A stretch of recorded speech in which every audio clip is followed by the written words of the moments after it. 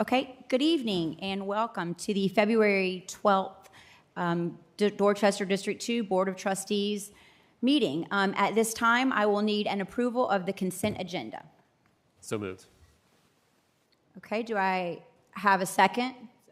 Okay, I've got a motion by Mr. Guthrie, a second by Ms. Powell. Any discussion? All right, hearing none, then we will call for the vote. It should be electronic, yes. It is an electronic vote. Yeah. Takes a second. There it is. Okay, the motion passes. We have 5 in favor and 2 absent. Okay, and then moving on, we will head straight into our district highlights.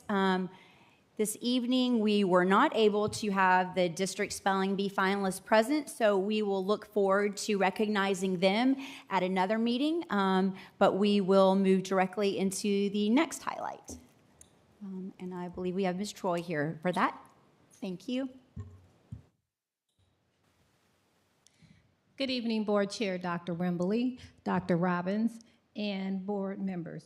At this time, I will turn the mic over to Mr. Tyrone Draper, followed by Trip Aldridge for the highlights this evening. Thank you.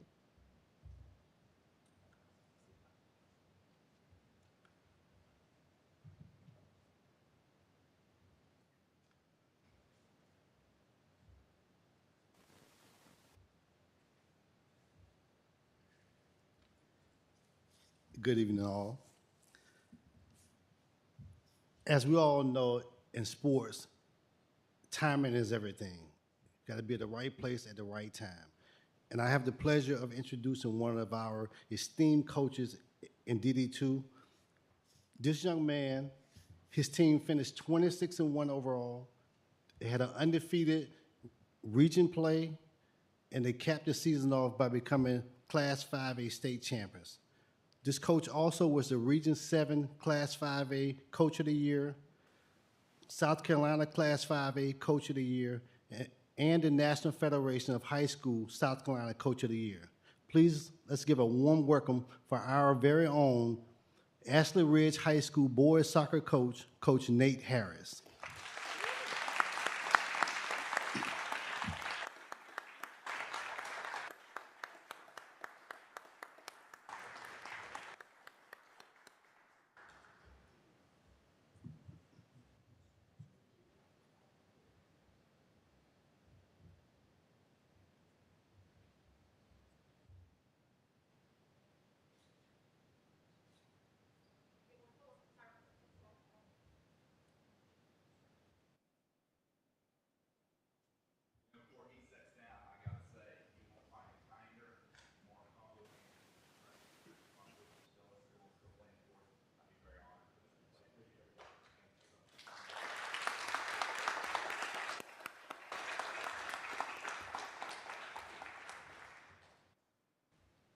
Good evening, everyone.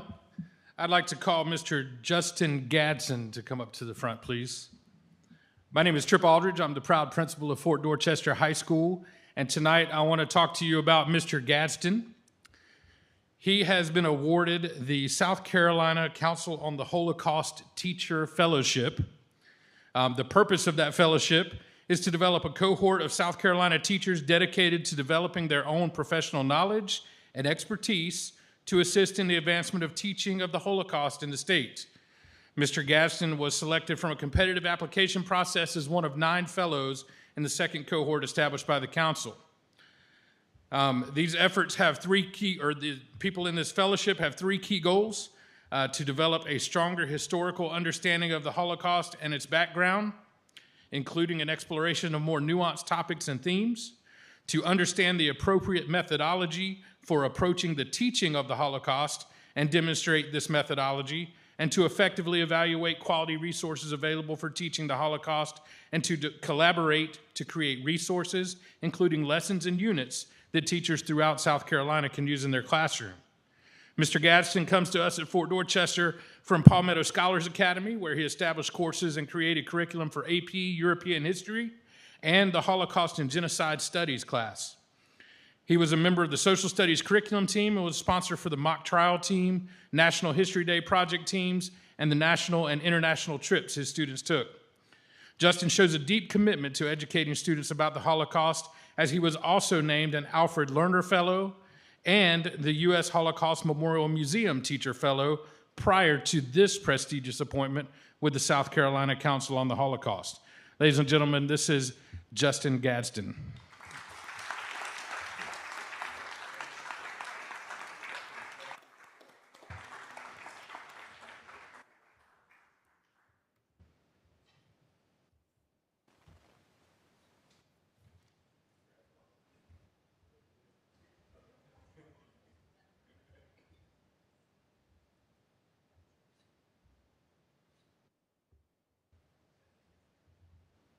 And that completes our highlights for this evening.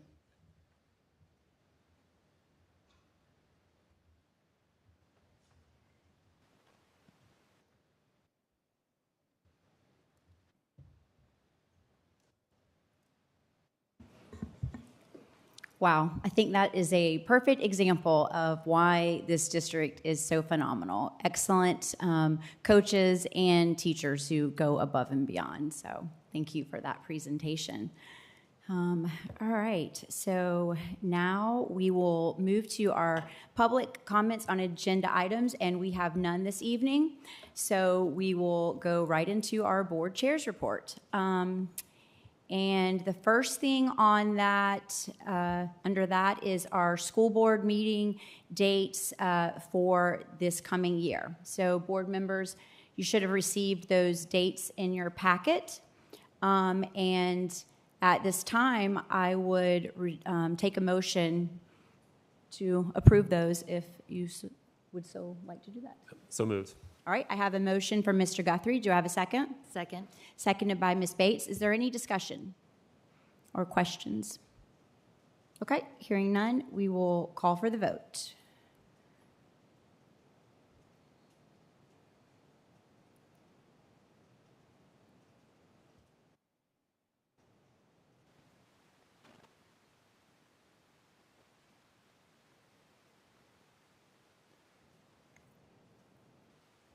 Okay, and the motion passes, 5 in favor and 2 absent.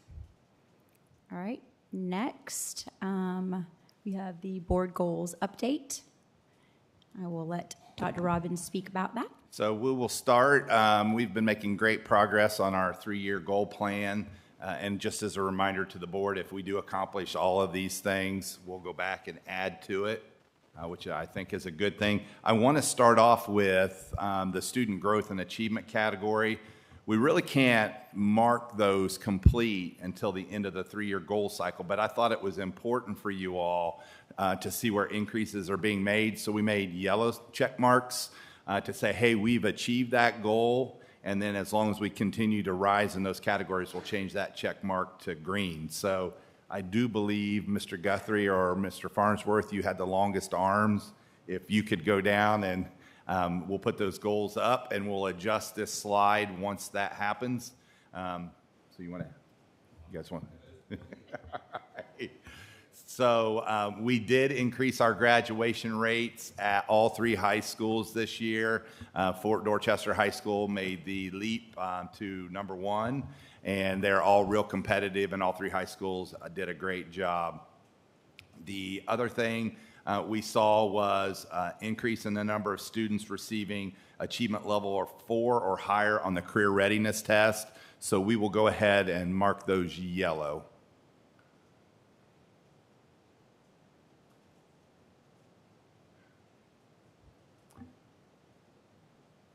Very proud of our safety and no, it's the bottom one. Yeah. In the safety and security category, we've made some great progress. Obviously, that's been a real strong focus for us.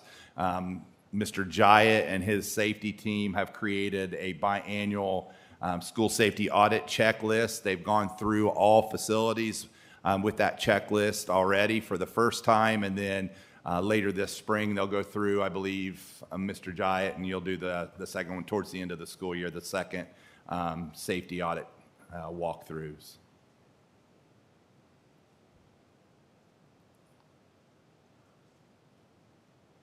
In the student, you can actually make that one green, Mr. Guthrie, because he created it. It's in use. In the student growth and planning category, we did complete the attendance zone rezoning for the 24-25 school year. So that's a green one.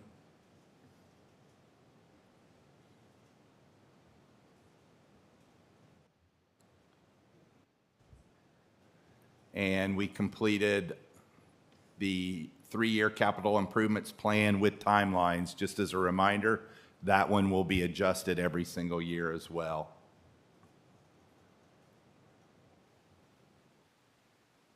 And then in the financial planning category, we maintained an 18% cash balance. We'll make that one yellow because that one is, sorry, Tina, that's one we'll look at it every year. And then the last, are you out of green? You have one more green? Oh, that's okay. This next one is green. We did complete the salary study, and we're using that in this upcoming budget cycle.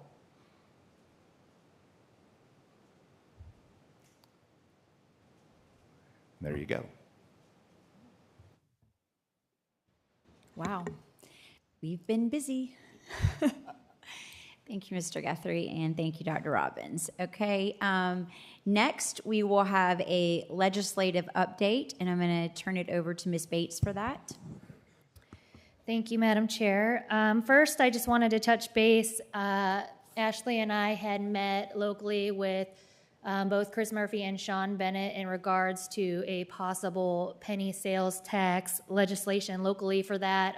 Currently, as it stands, we're not allowed to ask for a penny for schools. That would require local legislation in order to do that. I know we've discussed openly in some of our meetings about potentially looking into a 3-prong approach, and that would be a no tax referendum, impact fees, along with the penny. However, the penny is off the table unless local legislation happens. So currently we're waiting to hear back from both, mostly Sean Bennett in regards to this. Just some legislation that has to do with education. There's a lot, most of it sitting either in the House or Senate, like one or other committee. I'll just touch base on a couple that I've looked at recently. We have open enrollment, which is H3843. It requires all South Carolina school boards to adopt an enrollment policy using a template developed by the State Department of Ed. That has passed in the House, and it's in the Senate Education Committee. There's Senate Bill 124, non-certified teacher pilot program, that allows a ratio of up to 10% non-certified teachers if the school district meets certain criteria.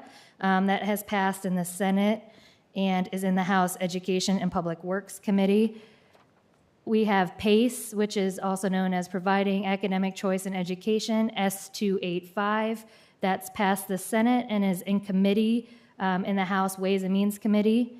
And then the last one I'll just touch base on, there's tons I could, is H3309. That's our Seizure Safe School Act, and it requires schools to have a seizure action plan. That's passed in the House and is in the Senate Education Committee. So those of you who follow legislation or are interested in what's going on this session, that's just a few of the bills that pertain to education. Just kind of want to put them out there so people know what's going on. And that's all I have today. All right, great. Thank you, Ms. Bates. Okay, next up we have our board committee reports, and I am first up is our policy committee, and I'm actually going to turn it back over to Ms. Bates for that. Currently, we have no policies up for review. However, we did schedule out our policy committee dates. As a reminder, Ms. Powell is also serving on that committee as vice chair. We don't have the dates to put up here, but we will post them online, I'm sure. But just so you guys have those, it will be Monday, February 26th at 5 p.m., Monday, March 11th at 4 p.m., Monday, April 22nd at 4 p.m., and Monday, May 13th at 4 p.m. And that's all I have out of policy. Thank you. Okay, thank you, Ms. Bates. Next, we have our Finance Committee report, and I will, Mr. Guthrie, take that. Yes, so the Finance Committee was able to meet earlier this afternoon at 5 o'clock, and we went over a multitude of different items, and some of them need your approval. So we'll go ahead and go over the first one. It's going to be the Minority Business Enterprise Report. So you can see that up on the screen, and it's also in your board packet.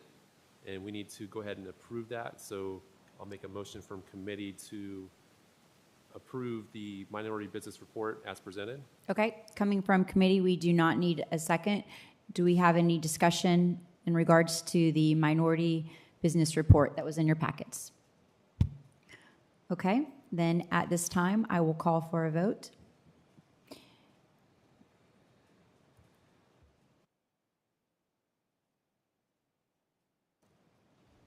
Okay, looks like the motion to approve that passes with 5 in favor and 2 absent. All right. Now, second action item is for approval. We have the Enterprise Resource Planning software, and this was given by the evaluation committee, where they were able to evaluate the final scoring and solicit for the Enterprise Resource Planning software. So basically, this makes it easier for our finance and procurement folks in business office to kind of do their jobs, and we'll go ahead and recommend this software, and then go ahead and make a motion to for this software expenditure recommendation. Okay, again, coming out of committee, it does not need a second. Do I have any questions or discussions in regard to that? Okay, then I will call for the vote. All in favor of approving the Enterprise Resource Planning software as presented from the Finance Committee?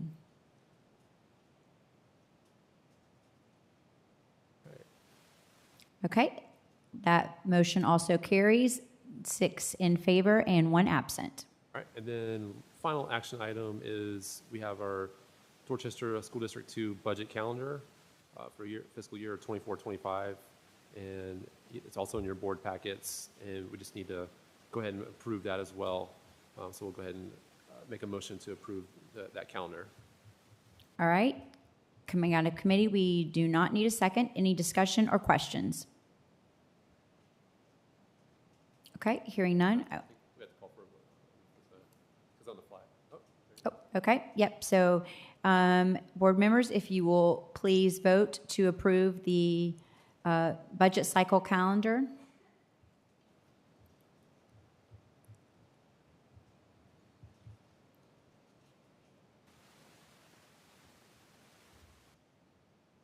All right, motion carries 6 in favor, 1 absent.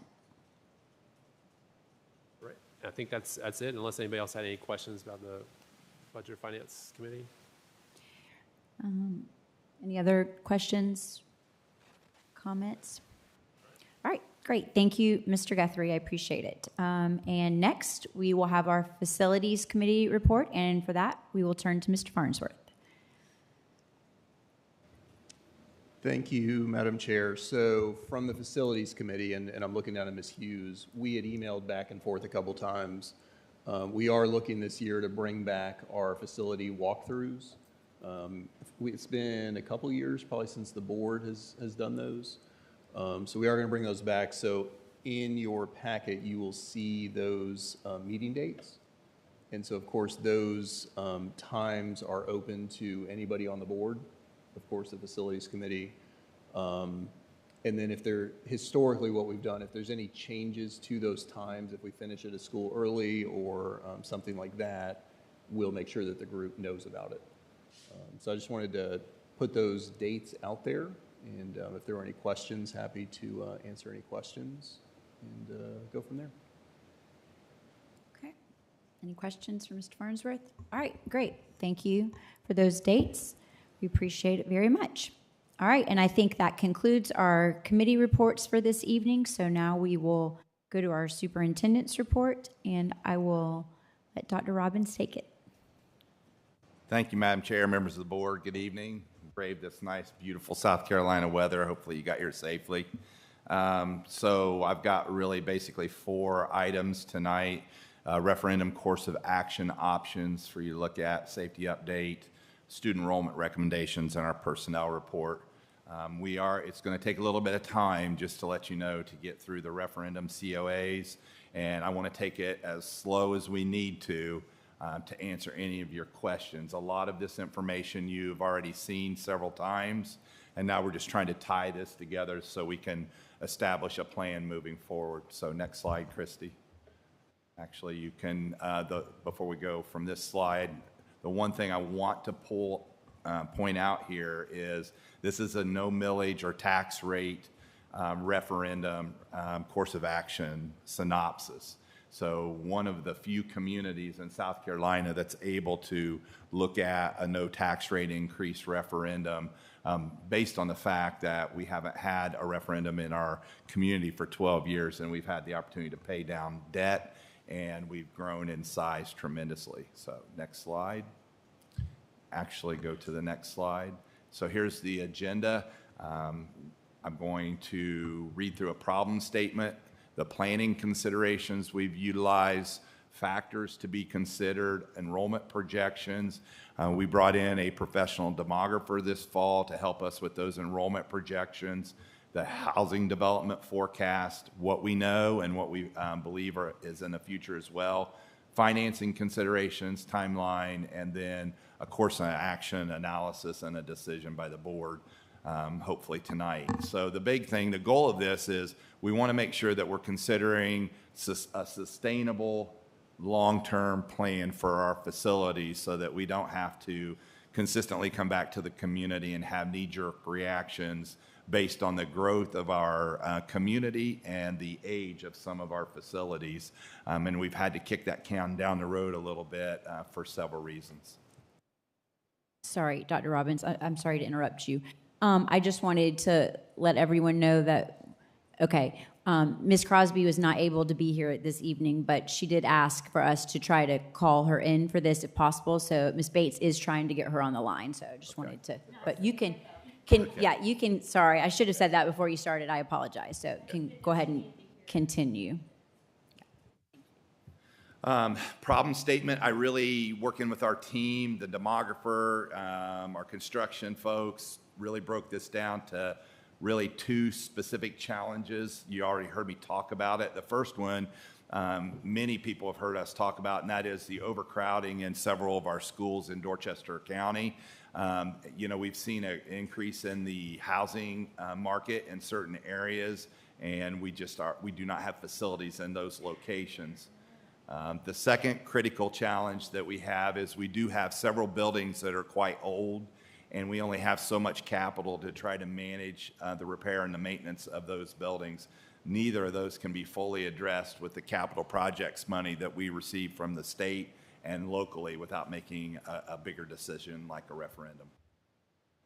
So planning considerations, again, near capacity or over capacity in several areas, housing market issues, aging facilities, schools that do not possess the ability for future programming like our related arts, our special ed programs that we had to rezone for this past year, and our growing all-day 4K programs. I give the example that in some of our elementaries that are over capacity by 20%, if we want to reduce the class size and hire a teacher, we can't do it because we have no more classes to split the class out. So that's a challenge for us. And again, as I've already shared, Dorchester School District 2 has not requested a capital projects referendum for 12 years. And through bond refinancing, early payments, we're in a position, again, where we can ask for a no tax rate, no millage rate increase to the voters of our community. Considerations, I use this term a lot. It's not a warm and fuzzy term, but it's facts over feelings. What are the facts telling us we need to do for our students today and tomorrow, and not of our students from yesterday? So I won't go through this again. This is going to be posted online, but again, the immediate needs, our capacity issues, and we have been working through a master project list. We are considering tonight whether it's worthy to seek a special election in May for this, or whether we can kick that can down the road a little farther and we can do it in November. Next slide.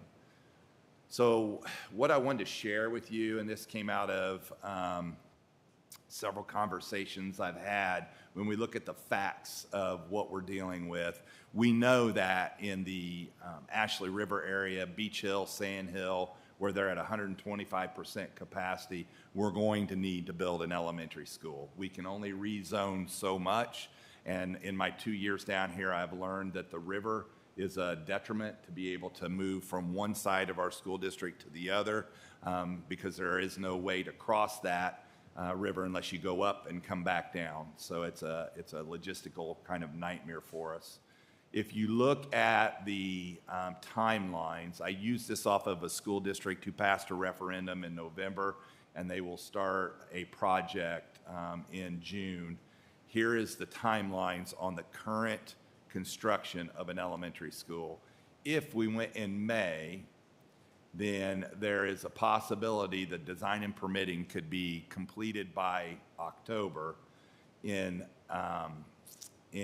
October, we could then start the bidding process and the actual construction. So shovel in ground, moving dirt, and we would end that process in July of 26, and we could occupy it in August of 26. If we wait till November, based on current labor trends, we would not be able to start the design permitting process until December.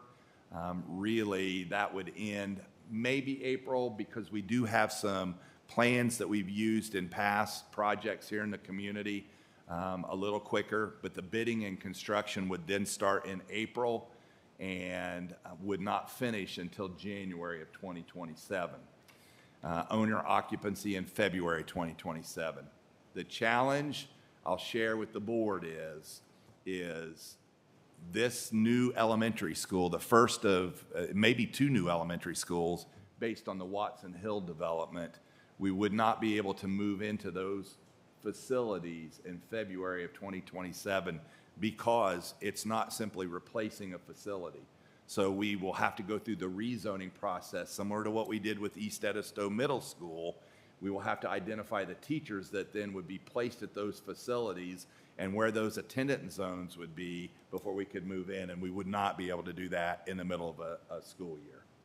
So that is the challenge that a May and a November referendum puts us in. And again, I appreciate a couple board members that said, look at the timeline, because it used to be a much more compressed timeline. And I know Tony Souls is sitting out there, and he can validate what I'm saying, and he helped me find this information. But the labor shortages across the country and the logistics supply chain are slowing up projects by 6 to 12 months. The increase in cost, if we move from a May to a November election, based on the chart that's in your packet and your slide deck, really has started to stabilize. So it, in my opinion, that piece of this is insignificant. There's not as much cost escalation. The forecast has been about 14% in the last several years. But if you look at 2022 and 2023, it started to level off a little bit. Whether that, the inflation drives that back up, I'm not certain. But those two are really important planning considerations that I wanted to share with you, and I'm happy to take time and pause and try to answer questions.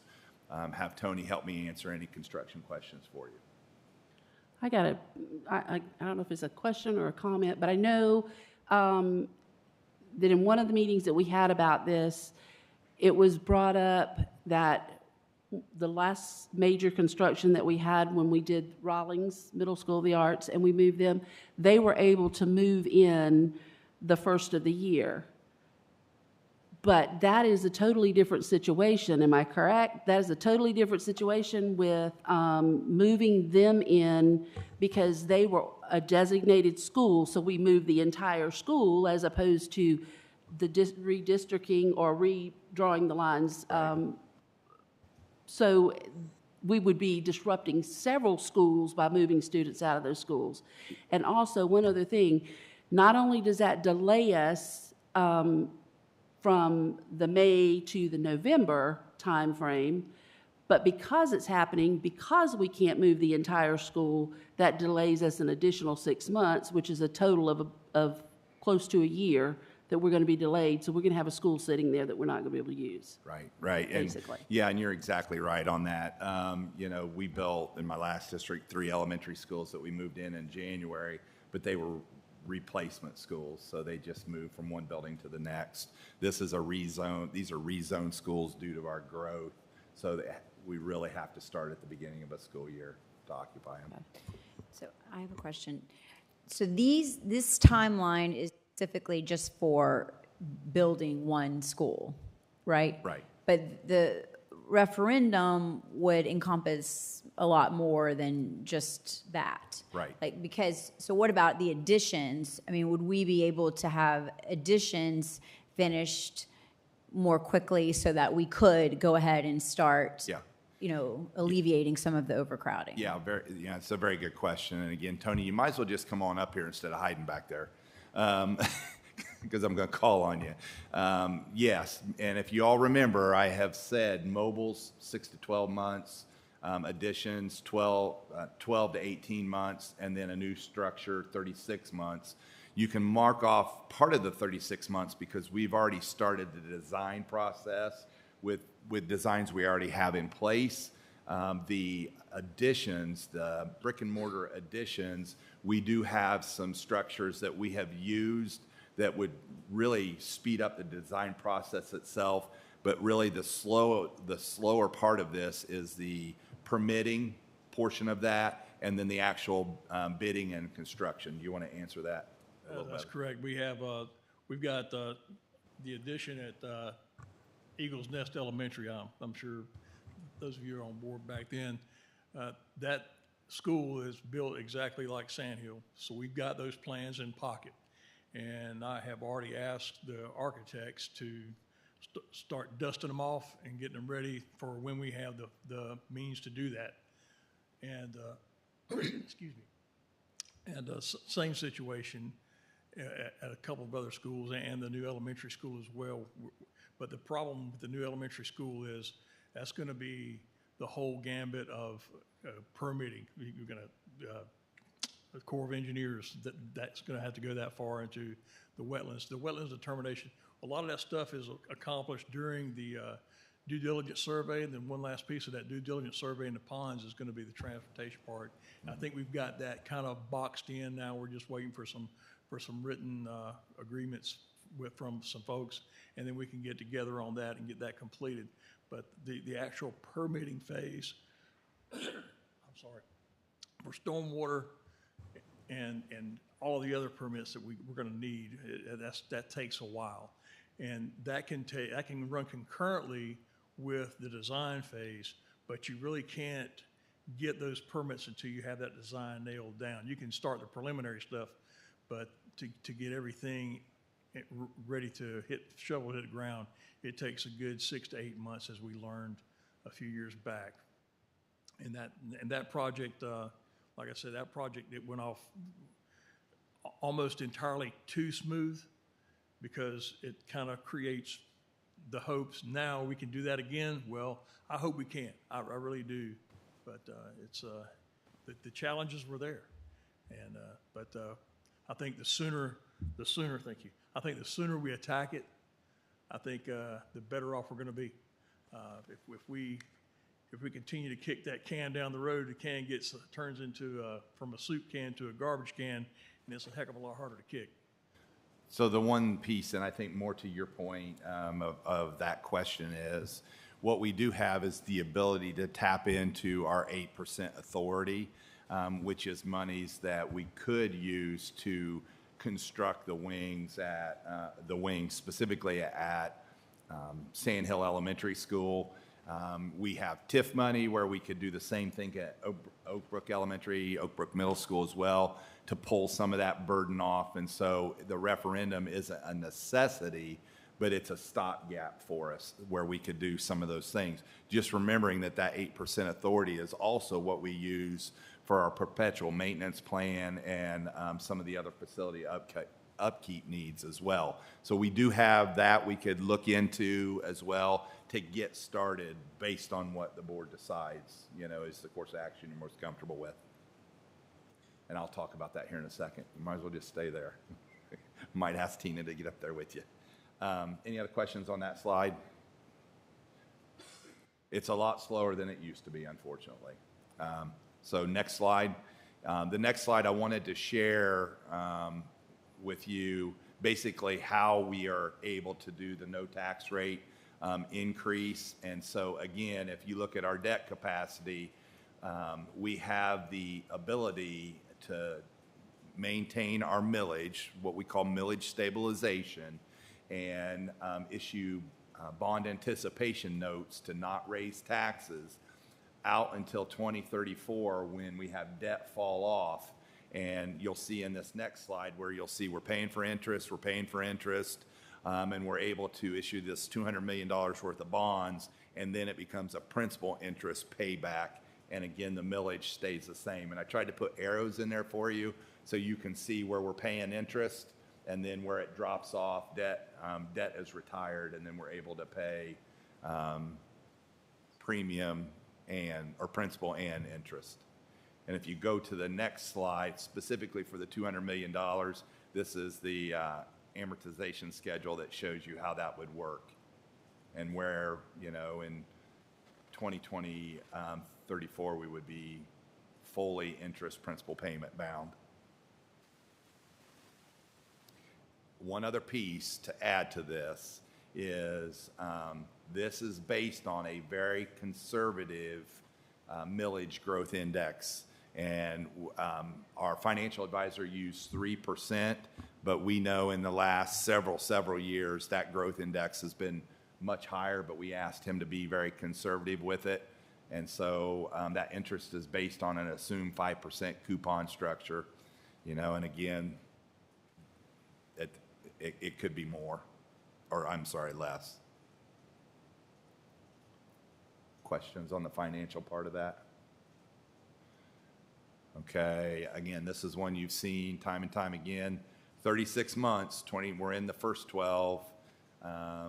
You can see where our pinch points are. So Beach Hill Elementary School is at 125% capacity.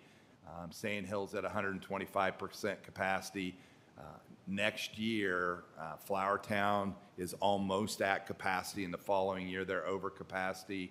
And Reeves next year is at capacity, and the following year over capacity. The saving grace for Reeves right now is we do still have the trailers that we're able to utilize. When you look at the middle schools, we did just open East Edisto Middle School, but because the incredible growth in that corridor with Homecoming, Watson Hill, and several other subdivisions, that's what's causing the growth at Beach Hill Elementary School, and it will also put East Edisto Middle School over capacity. The Yerby track, which was just approved for 1,700 homes, which starts construction this summer, has a direct impact on DuBose Middle School and Reeves Elementary School. And so that's 170 homes per year for the next 10-year build out. So these numbers were based prior to that development being approved, so it could be even worse. Okay, next slide. Again, just trying to show you a graphic. Again, we've talked about this. If you look at the pink in the upper left, that's the Sand Hill attendance zone. It's the largest because when Sand Hill was constructed, there was not a lot of development out there. In the purple is Beach Hill, the same thing. But if you look at the green areas, those are the housing developments. If you go over to your right, you'll see that we have over 10,000 houses on the books for the next 10 years in the county, over 4,000 in the town of Somerville, and almost 3,000 future developments for a total of 17,000 homes today over the next 10 years that are on the books to be built in our community. Just to give you a point of reference, national standard is 0.5 to 1.5 students per house. Now, some of these homes are probably empty nester homes. Some may be apartments where you don't have necessarily school-age children, but again, it's quite a few. So the next slide shows you just a breakdown of where those are being built and the schools they will impact.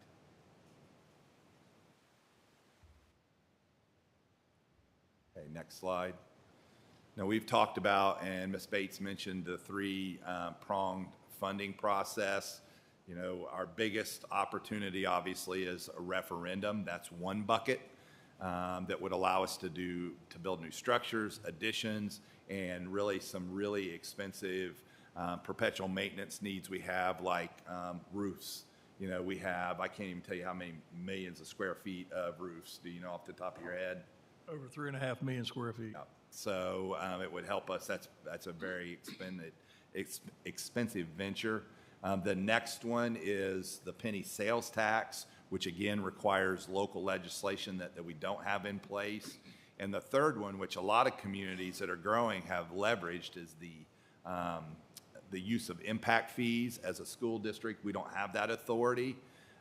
And I will also say that impact fees, if approved in our community, do not apply to homes that have already been agreed upon in development agreements. So it would only be development agreements moving forward. There was a resolution at the county where they approved the study of it. I've sent a request to the town of Somerville and to North Charleston as well, requesting impact fees. I do believe Ms. Grice sent them our demographic study, and was it our facility study as well, Rhonda, that you sent them? Just the demographic study, because we're responsible for doing the study to demonstrate why that need is there. So we have already done our part. We'd already purchased those services, and hopefully they'll utilize that. Okay, next slide. This is just a timeline for you. I broke this down for you in 4 phases. We really started the first phase prior to my arrival here, but picked it up again once I got here. Prioritizing projects, you know, we did the master facility plan so we could get a wraparound on what our needs are going to be from a contractor. We've had multi-jurisdictional meetings with the county. We've had 2 of them now that I think have gone well. We completed the demographic study, the facility study. We have a 3-year capital improvements plan in place. We've done a financial analysis with our financial advisor. We had follow-up meetings. We have developed referendum teams already. They're in place. Whether you all decide May or November, those teams have been in place. I've invited several people in the community to participate. I've had the opportunity to speak at several different jurisdictions on what our needs are and why they're there. As you all know, I'm a member of the Chamber and the Economic Development Council, so I've shared these same things with them. We're in February, and so we have developed a potential ballot question for you with our bond attorney, and we're still refining, obviously, the major master project list. And then the last thing, based on what you all decide, then we'll go out for an RFP for services for contract services. That's May or November, so we're sitting right where we need to be to go either direction for you. Questions? Comments?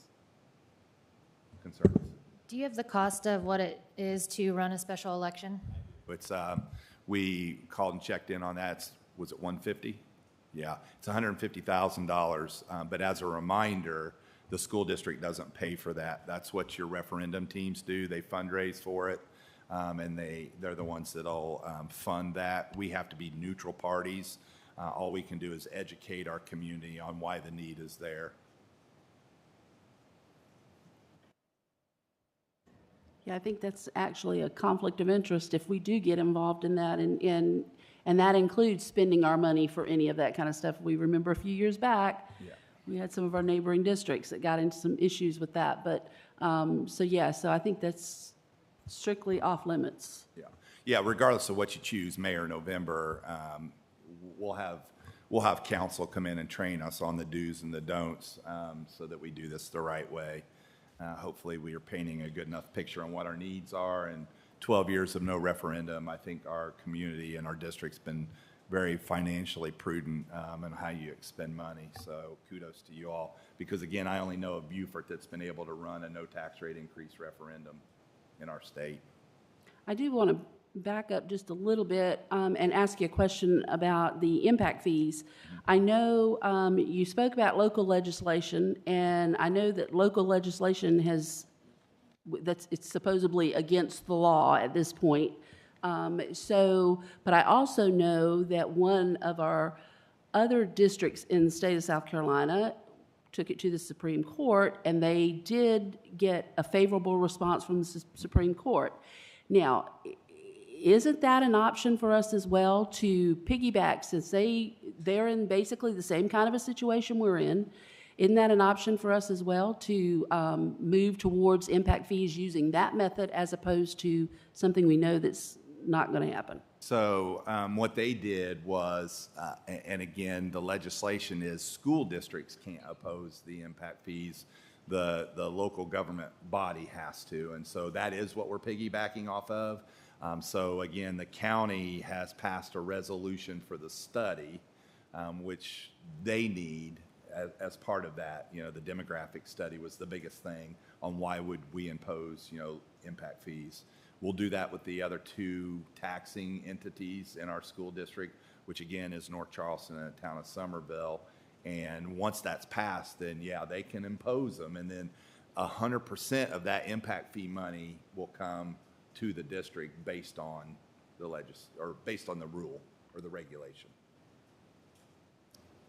Okay, and that's based on what came down from the circuit court as to how it should be handled? Yes, ma'am. Okay. Yes, ma'am. The only tricky part, and what I would add on there, because you're absolutely correct, the tricky part is it's similar to your penny sales tax, that you have to accrue X Yes. amount of money Yeah. before Yeah. we could use it. So for instance, East Edisto, so for a little bit of a history lesson for folks who don't know, we had actually gone through with impact fees 2011. It's been a while. And as soon as we put our impact fee into place, the school district was sued by the Home Builders Association. And so we still accrued monies that went into escrow. Those monies, I think we ended up with 23 million. That's actually how we paid for a lot of East Edisto Middle School, because we finally got it out of litigation and we were able to settle that lawsuit.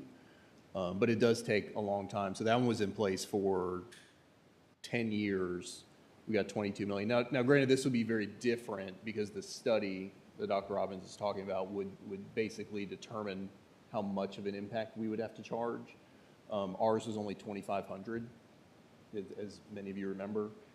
Chances are you probably need something closer to 7,500, 10,000. I think York and Fort Mill that you're talking about, theirs was like 14 or 15,000 per home.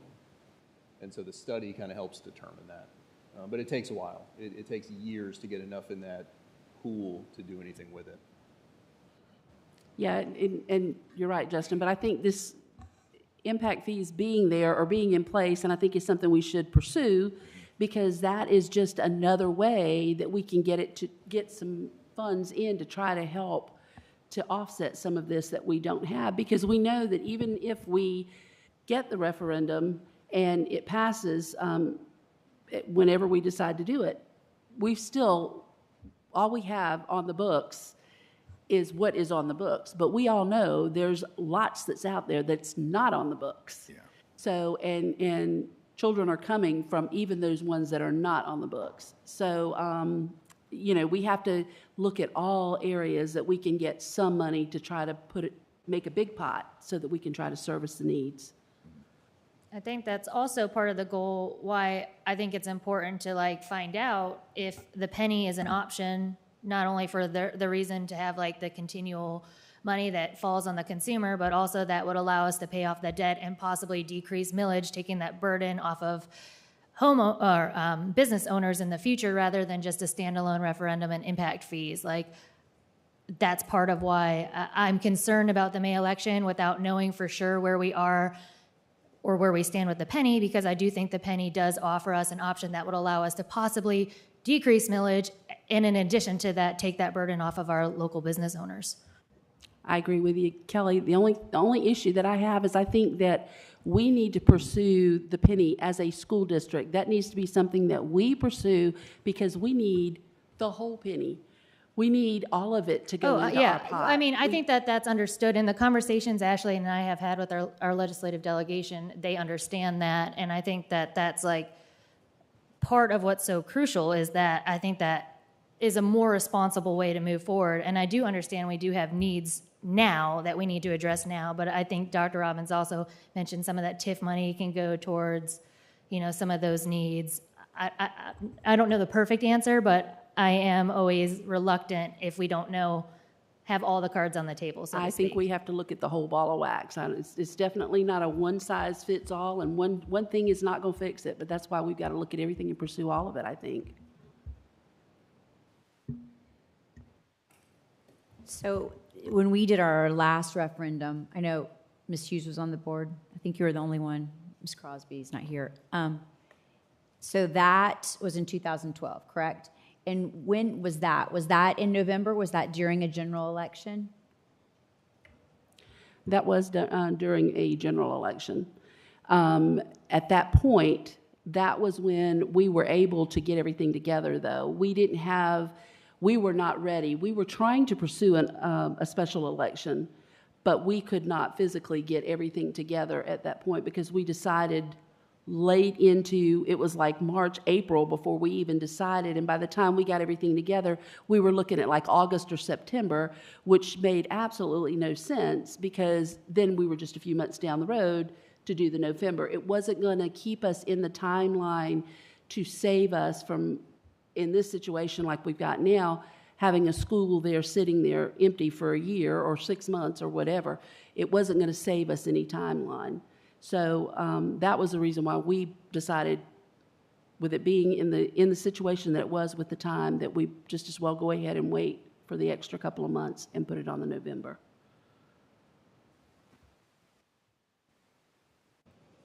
That's part of the reason why I do have a little bit of concern also with May is we're already halfway into February, and do we really, like, honestly have the time to adequately promote that, how we need to?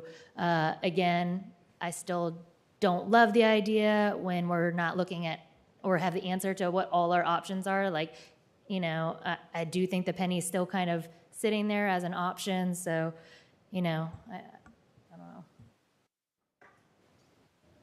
Well, and just to piggyback on that, you really, the penny sales tax, you don't know because that's a referendum as well. And so that has to be a question of voters. None of us would know the answer to that. Well, then it'd be an option of having two different questions, two different elections. Is that what you're saying? No, in November. So if our local Yes. legislative delegation Says no. well, if they were, no, they have to pass the legislation. It still has to go on the ballot to be approved. I agree. And so at the end of the day, if we move this to November, you're going to have two different tax questions on the November ballot. And again, I'm not saying that's right, wrong, or different. I'm just saying that's the facts. I could see both. I don't, you know, I guess we're starting to get into a discussion of when we want to do this. I will say, because we looked back at the 2012 referendum, and I actually thought we had stood up the Yes for Schools campaign and all that stuff much, much earlier than we did. But come to find out, it was like August. So they didn't stand up any of the Yes for Schools, the promotional, the educational piece of it until August for the November election. So you're really not that far, even though it seems like it's very close if you look at May, you're not that far off from what they did back in 2012, if we wanted to go the May route.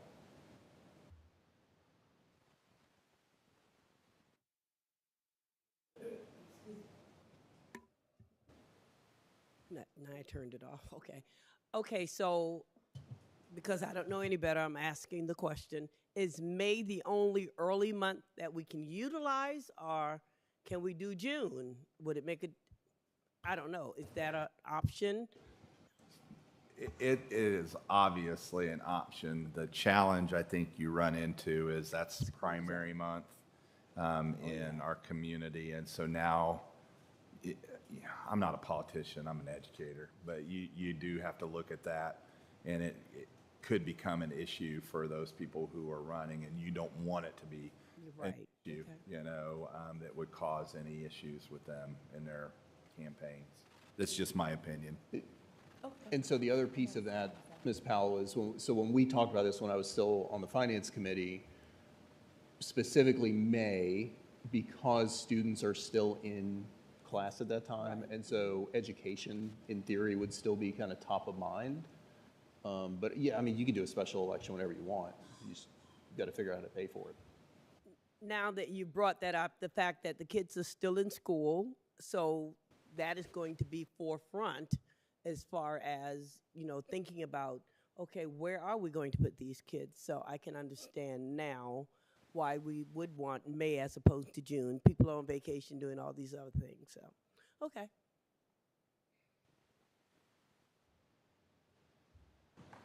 It's great dialogue. I want you all to talk and before we get to this next slide, and I'm going to walk you through it. Okay. Are there any other? I do want to go back and make sure we clarify. So I think we have, but there were a couple districts that I found that they did not have the legislation for the penny, so they did a 2-ballot question. And the community I just moved from, we had a 2-question ballot as well, which incurred the penny sales tax because we did have the legislation plus the referendum. So it, you know, technically one could pass and one could fail. They could both pass, they could both fail. You know, those are always possibilities, but yeah, that's the way that works. Once there's local legislation for it, then it goes on the ballot and it's a 2-question measure. Hopefully that helps a little. Okay, next slide. So what I've done here, and again, this is at the pleasure of the board. I want this to be something that you all feel comfortable of expressing how you feel, and then we come to a consensus as a team.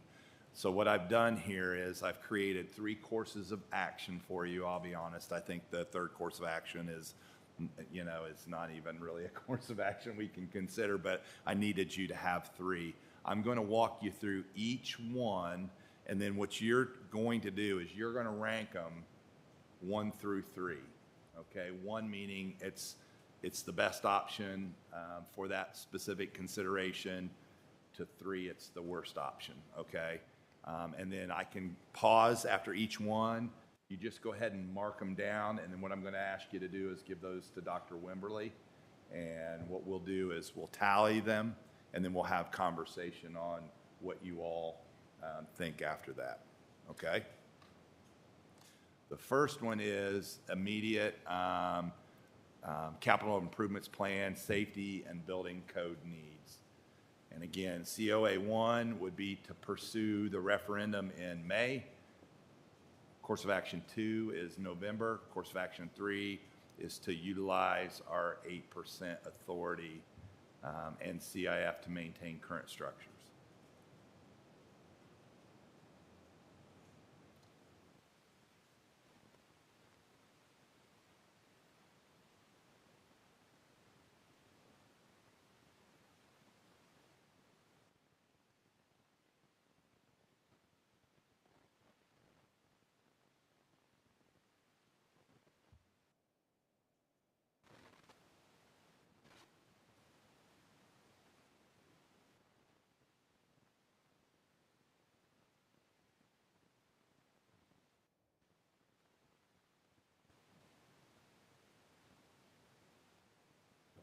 Jeopardy music. So I'm a little confused.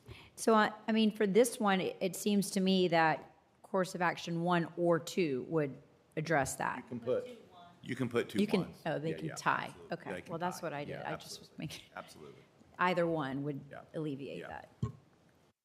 The second one is, and if I go too fast, give me a thumbs up or down. I don't want to rush anybody.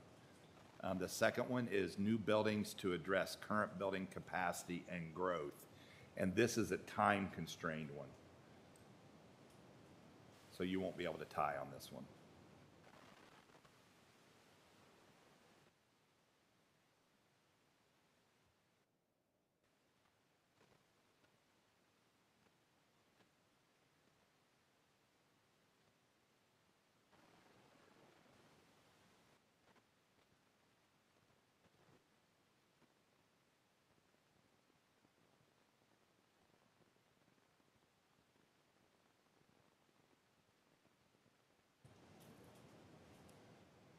only put one, right? Only have to do one. Oh, I wrote all of it.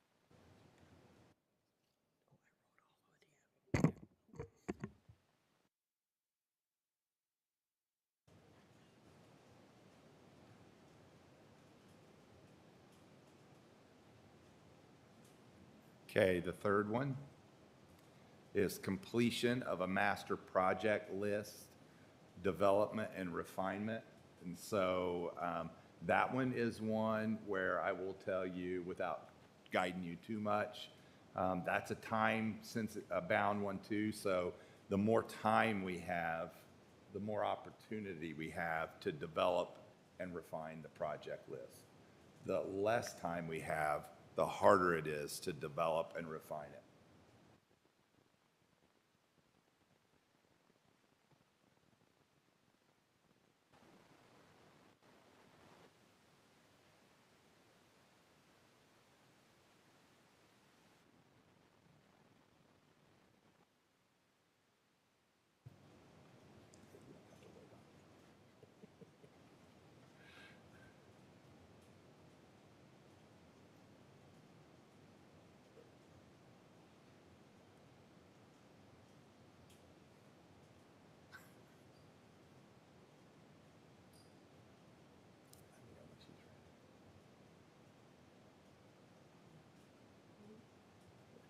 The fourth one is the cost of a special election in May. I think that's pretty self-explanatory. There would be no special election for COA 2 or COA 3.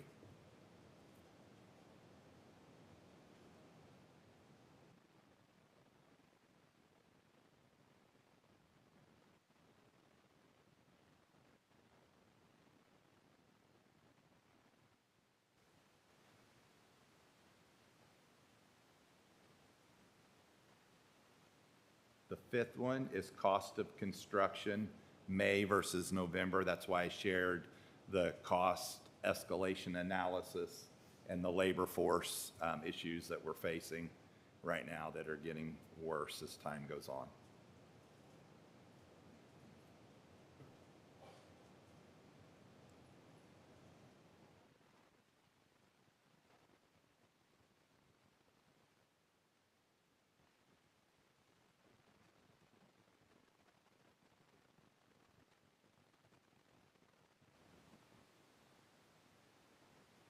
Number 6 is transportation assets.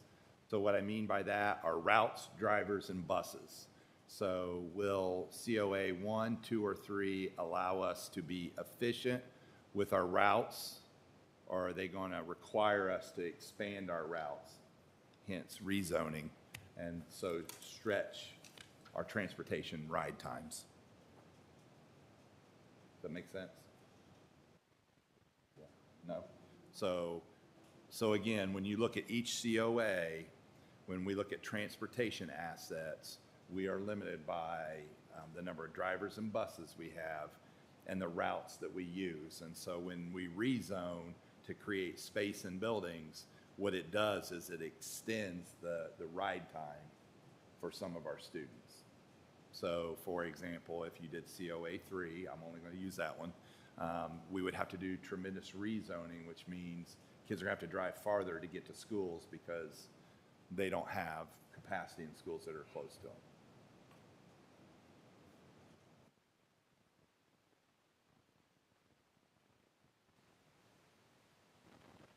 And the final one is very subjective because I wanted you to feel like you could represent each part of the community that you live in, and that's the feedback that you've gotten since we've been talking about this for really close to a year. Where do you think people stand in your circles?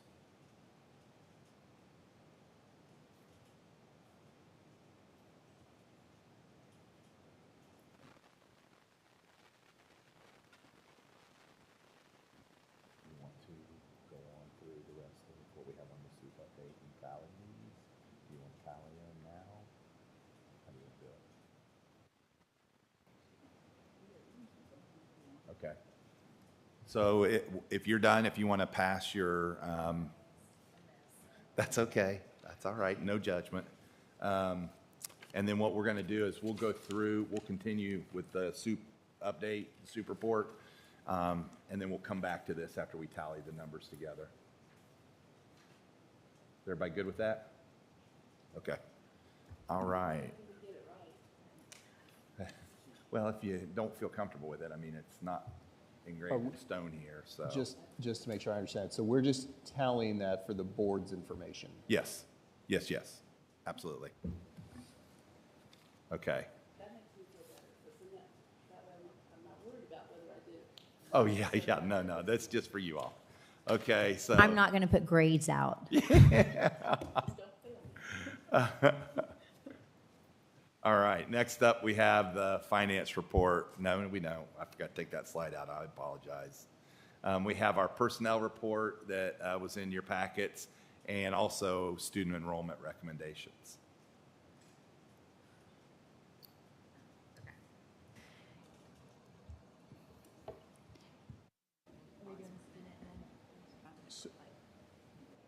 You want me to do it? Again, apologies, I just want to make sure I understand. So the board resolution, do we No. know what that is going to look like yet? No, you're not going to do you'll have, depending on what the outcome of this is, you'll have to have a special meeting for a resolution and no, If it ended up that we wanted to move in the May direction? right. If you don't, then there's no rush.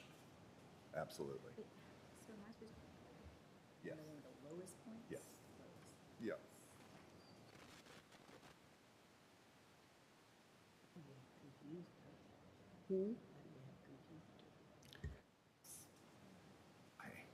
I mean, we tried. No, you can't. You can't. Yeah, you can't. I mean. We have a motion. I think I'd wait till we have a motion. She can vote on the motion. Yeah. That's a good idea.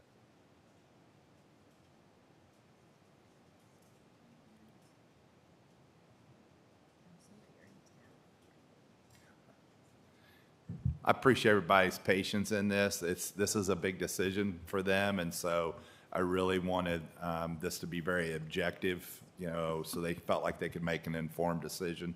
So I appreciate your patience tonight.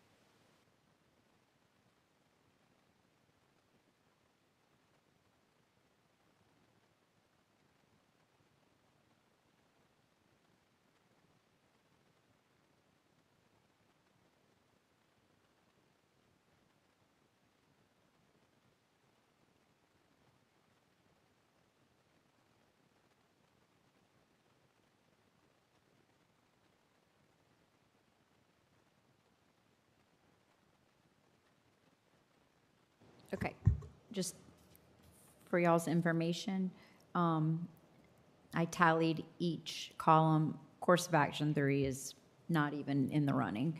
But So for course of action 1, the total is 49, and for course of action 2, it's 53. And obviously, based on the way we did this, the lower number is better because that was given ranks of 1, which I'm assuming everyone meant that's number 1 choice, correct? That's what I thought. Okay.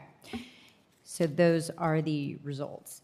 Does anyone have any questions about that? Does that make sense what I'm saying? Any questions? Go. Do you want to look at this too? You're welcome to. So again, course of action 1, 49, course of action 2, 53, course of action 3, and did not even. It was going to be clearly much higher. So the lower number represents the one that got more number 1s. I mean, my assumption is, I think, I don't want to say I think all of us, because I would never speak for anybody else up here, but my assumption is when you look, to me, it's a question of urgency, right? And so that's really what it boils down to, is the number of homes that are getting built today versus how quickly we can put up schools, how quickly we can get funding for those schools, all that sort of stuff. So it's a question of urgency, but I also, and I will just tell you on mine, it was dead even. I had them both 1 and 2, they were dead even. So I'm okay either way, May or November. What I did relay to Dr. Robbins in our conversations on this, if we're going to move towards November, I'm okay with that, but I think we need to do some pretty deep legwork on our 8% money and what we're able to do kind of in the meantime. So if that's the case, if we're going to go to November for whatever reason, I just want to make sure that we have a short-term plan in place. So I think based on your COA decision matrix, the low number was COA 1, which is May. So again, you went through the work of doing that, but y'all still need to vote on that. So. And the 8% is not part of that plan yet. The 8% is always a part of our. Well, I'm saying like it's not, we're not voting. No. So even though you went through the legwork of this, and even though COA 1 won, you really still, as a board, need to. You mean COA 2 No, COA 1 won. Yeah, you still need to vote on it.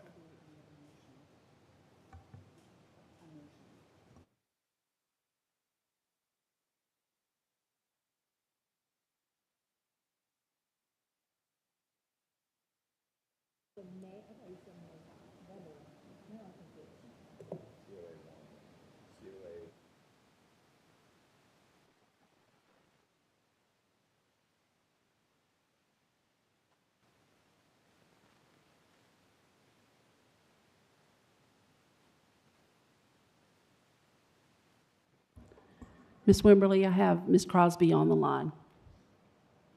Okay.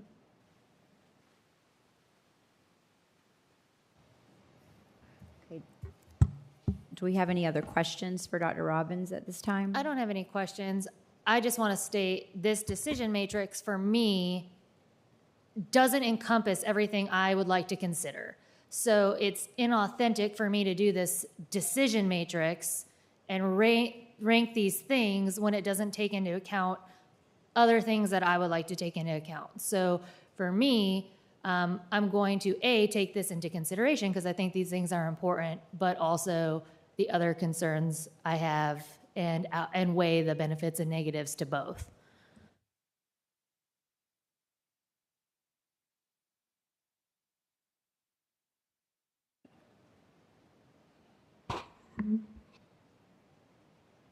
Anybody else?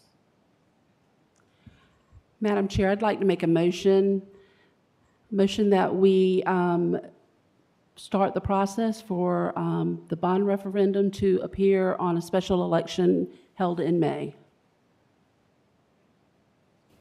Great, thank you, Ms. Hughes. I have a motion for a no tax increase bond referendum for May from Ms. Hughes, and a second from Ms. Crosby. Is there any discussion or questions at this time?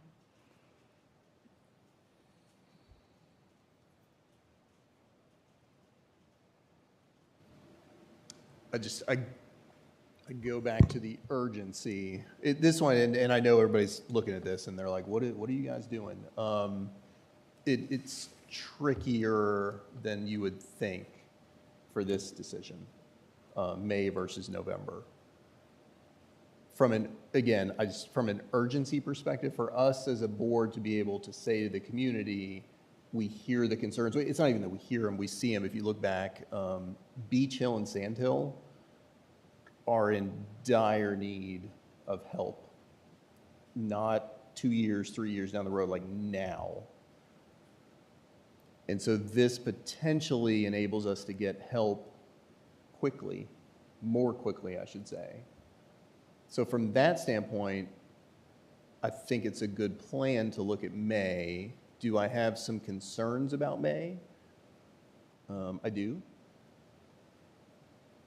But at the same time, I also appreciate, I think, the district's look when we, and again, from a finance committee, speaking with our bond counsel, speaking with a lot of different folks, our financial advisor, and they're under the impression that a May special election, they feel that it would work. I'm comforted by that. But that one's not as easy as it should be. Yeah, sorry. I'm reluctant to just look at urgency. I mean, there's no doubt without a question that obviously we need facilities, we need additions, we need renovations. I just think it's pertinent we take into account all things. I think when you look at the benefits and the negatives versus November and May, I'm concerned about that. And so I just, again, want to just go on record and say that, so. Well, originally, I was in favor of basically going with November, but as I heard more of the urgency and what we need to go ahead and get started, the costs that could escalate, and because I'm not an expert on this, I'm going to go with the expert advice that we have gotten from those that do this, and it's going to be okay. I mean, I think we've also gotten advice to state that a November election would be better because notoriously we've never passed a referendum in a special election. They've always passed during general elections. So, I mean, I think to say that the professional advice is one way or the other, I think we've gotten professional advice saying both things, and I still stand behind that. I think we're rushing it doing in May. And that's okay to do that. What I'm saying is this. You have your level of how you understand the experts. I have my level as to how I understand it. And so I'm going based on, some people may not like that. Okay, Lord, I need help because I'm kind of out of my field in this. Sorry, I apologize, Ms. Powell. I wasn't saying that by any means. I wasn't, yeah. Kelly, you know how you and I are. We're not you know I taking love anything you. personally. But the bottom line is simply this. I do know it's very difficult, even for a month, for a teacher to be in a classroom trying to do experiments, etc., and there are 35 bodies in that room. How do you do an experiment that way? So if we can get it done correctly with the May referendum, I'm all for it because I want us to have these kids in a setting where they actually can get the help that they need. And you can't do that if you don't have space even to bring in people to help them. So Dr. Robbins, going back to, because if we look at the May special election, obviously there's a lot that has to get stood up pretty quickly. Do you feel that you've got a solid plan there to make that happen?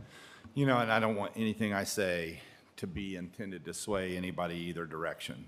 I plan for the worst, expect the best. And so I will tell you that we have already issued the letters with the request for Citizens Action Review Team with our Say Yes to Schools teams. I've presented to the chamber, I'm on the chamber board, but to the executive board, they're willing to write us a letter of support either way. So I feel like that's powerful, having the chamber behind us to support this, working with the Economic Development Council on some ways that we may be able to do some things at a little less cost to the district. So is it going to be rough and tough? Absolutely. I got Mr. Doherty, who's our deputy superintendent, who's been through a referendum. We both have, and he's been through a successful one and a failed one. And so we know that we have to prepare for some tough times ahead, but I do feel like we've got the tenets in place, regardless if you choose May or November, we're ready and situated to go and to respond. Well, I just put confidence in our citizens. If we give them the information, whatever means, I understand that we as a board can only do so much, but with whatever we can do legally to give them the information to understand the urgency, because unless you actually are in these buildings, you think everything's okay. It looks okay from the outside, but you don't see the crowdedness that's inside. So I think as long as we have our foundational work is being done, I believe a May would be okay for me. I would like to follow up on what you said, Gail. Based on what we've heard in the past, based on the urgency that something needs to be done now. It needs to be done now to get the framework and get everything going. We've been through this before, Gail, so we know what we're talking about, and I wish that these other people would listen, because it's important to get the groundwork, the permits, everything that has to be done takes forever. We need to get that done as soon as possible. So I'm all for the May referendum. Okay. Any other questions or comments?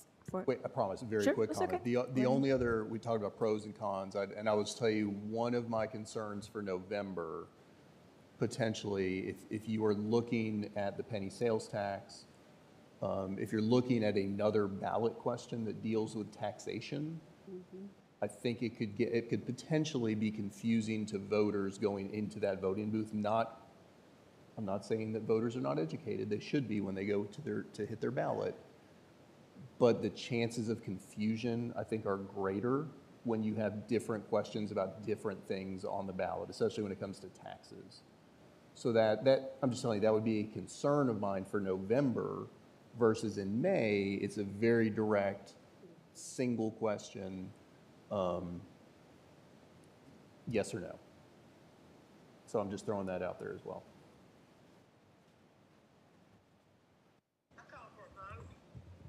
Madam Chair, I call the question. Okay. At this time, board members, if you will please cast your vote.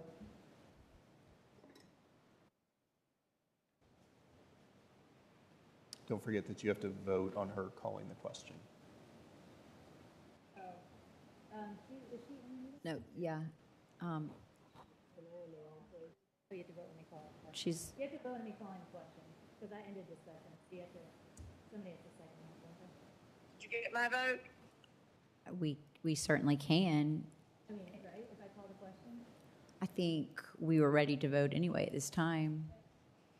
Did you get my vote? No, we haven't voted yet. Hold on. Madam Chair, I withdraw my motion. Thank you. Okay. At this time, we are voting on a motion to have a no tax increase referendum for school funding special election in May.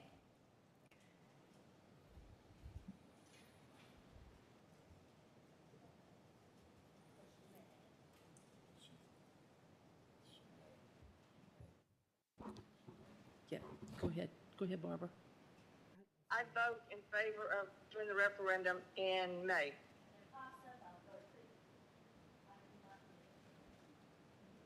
Mine hasn't come up yet either.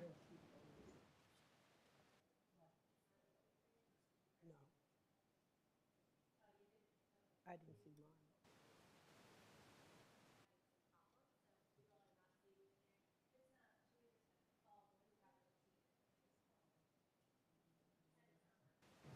Okay. All in favor, please signify by a raised hand. Okay, so we have 5 in favor. Any opposed? And 2 opposed. Okay, motion carries.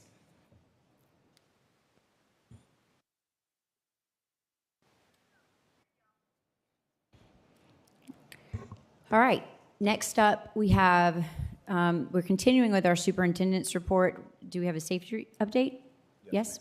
Yes, ma'am. Mr. Jyatt has a quick report for you. Again, we're going to try to keep this as a constant dose on our board meetings so people understand this is very important to us. Mr. Jyatt.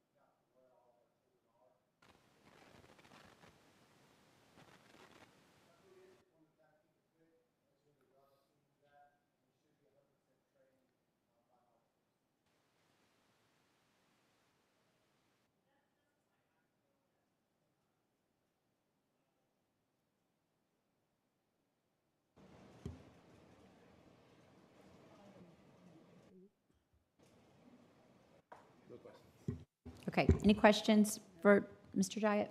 All right, thank you very much. We appreciate the update. Okay, next on our agenda, we have student enrollment recommendations and board members. That was included in your packet. So at this time, I will accept a motion in regards to those recommendations. Okay, I've got a motion from Mr. Farnsworth, second from Ms. Bates. Any questions? Okay. All right, then at this time, we will vote on that motion. Okay. All right, yep, it looks like we're having some technology issues. So all in favor of approving the student enrollment recommendations as presented? Is it coming up? Okay, go ahead and vote electronically if you're able to. Oh, yep.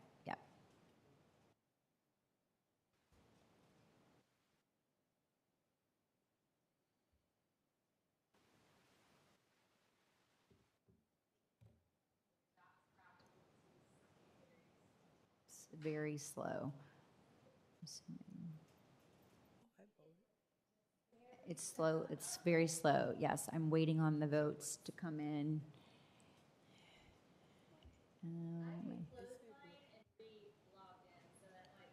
Are you a yay? Yes. Okay, and it looks like the motion carries 6 in favor and 1 absent.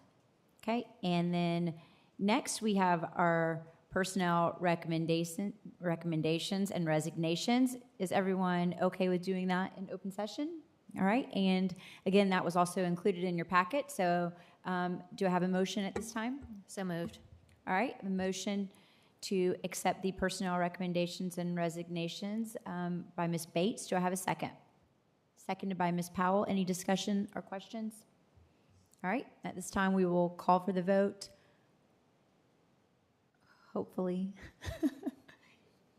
It's not working. Okay, so all in favor, signify by raising your hand. All right, and we've got 6 in favor and 1 not absent, so that motion carries as well. All right, that brings us to the end of our superintendent report for the evening, and so now we move into the public comments time on our agenda. And just for your information, per our policy, we have 3 minutes per person at the end of each board meeting will be devoted to input from citizens on items within the scope of the board's duties.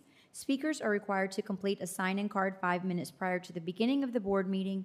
Speakers will be recognized by the chairman to speak for no longer than 3 minutes per speaker.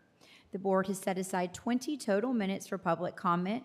The total length of time allowed for public comment may be expanded at the discretion of the board chairman, woman, as the circumstances warrant. And so I believe this evening we have 12 cards, and so if the board is okay with it, I will allow for some additional time so that we can hear from all of our speakers.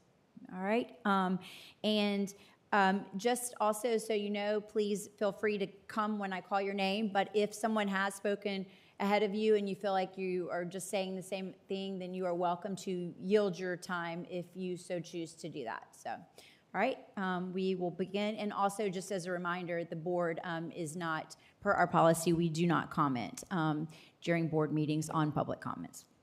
All right, so our first speaker is Ms. Cassidy Krawczak.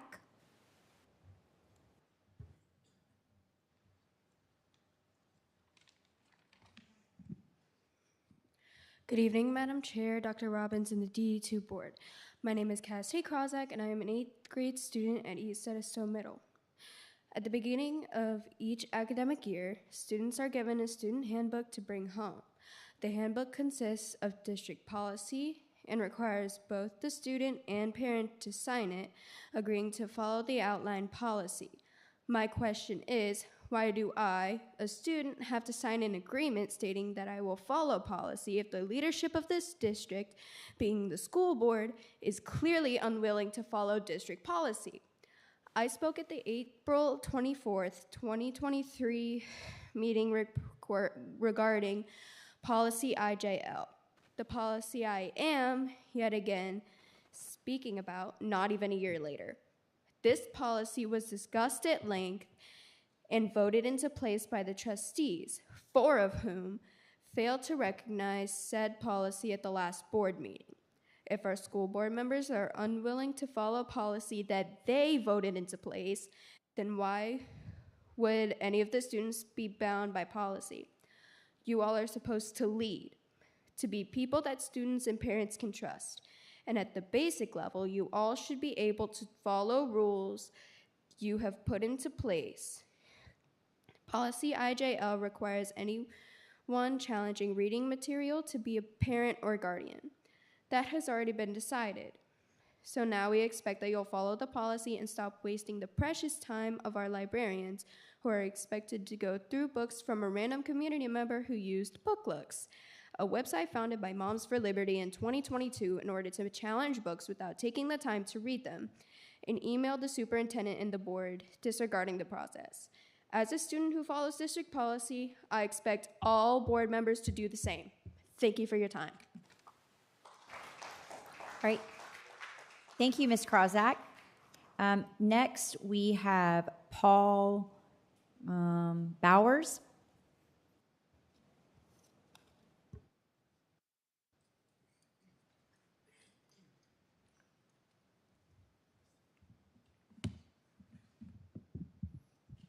Hi, my name is Paul Bowers. I'm a proud 2007 graduate of Somerville High School, and I serve as Communications Director for the ACLU of South Carolina.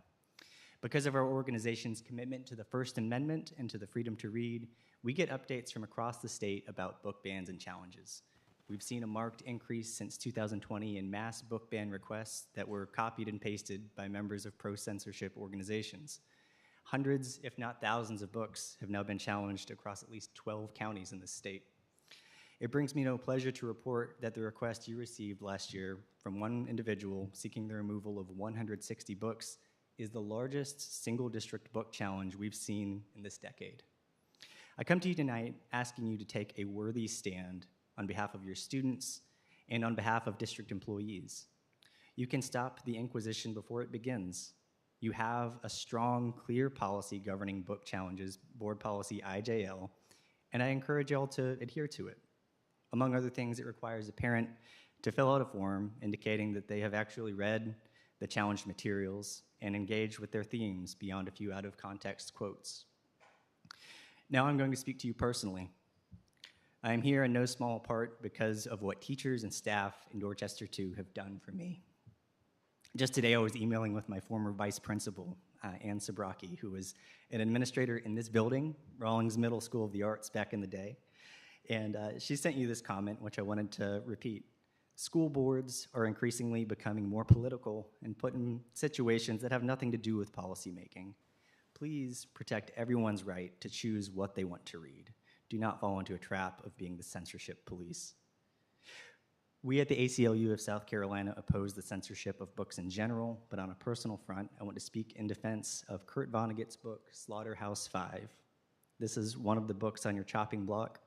As a young Christian conservative at Somerville High School, I was assigned this book by my 10th grade English teacher, Miss Abrahamson. It was incendiary and challenging. It made me laugh unexpectedly. It did not change my worldview, but forced me to critically engage with my own beliefs on politics, war, and God. Reading this book drove me deeper into my faith and not away from it. I received this text message the other day from Miss Abrahamson, who's happily retired. She said, "We English teachers have been teaching banned books for generations, yet only a few have been challenged or banned from libraries permanently. The book banners come and go, they get agitated, they burn or steal or otherwise remove books, and then they are defeated and in most cases forgotten. The people you will have to answer to when this is all said and done are first the educators of this district, and second, the children they teach. Don't be afraid of one squeaky wheel. Think instead about the future and how you'll be remembered by your teachers and by your students." Thank you. Thank you, Mr. Bowers. Okay, next we have Josh Malkin.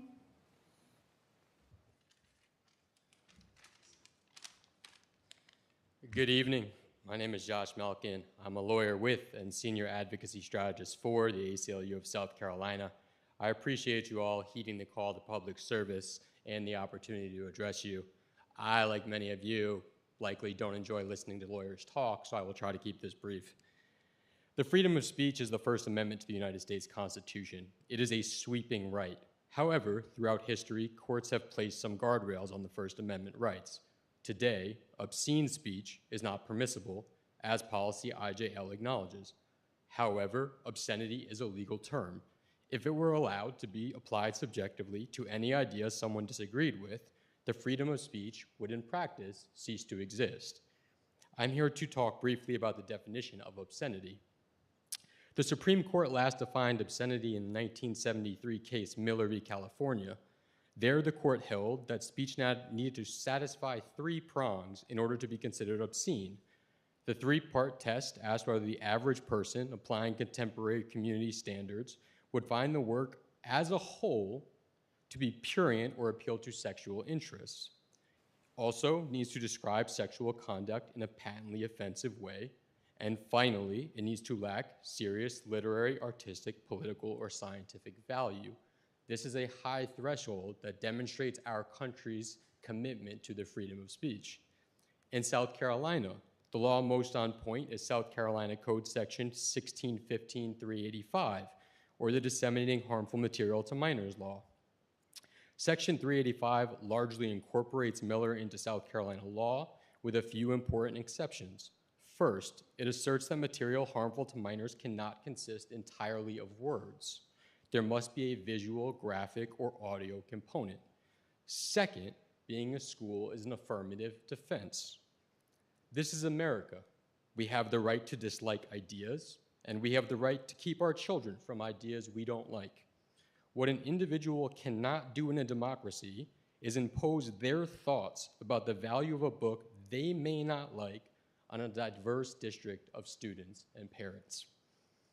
It's important that the adults in the room set a good example for students. We should strive to model civil discourse in the face of disagreement and tolerance of differing opinions. Again, I thank you for your time.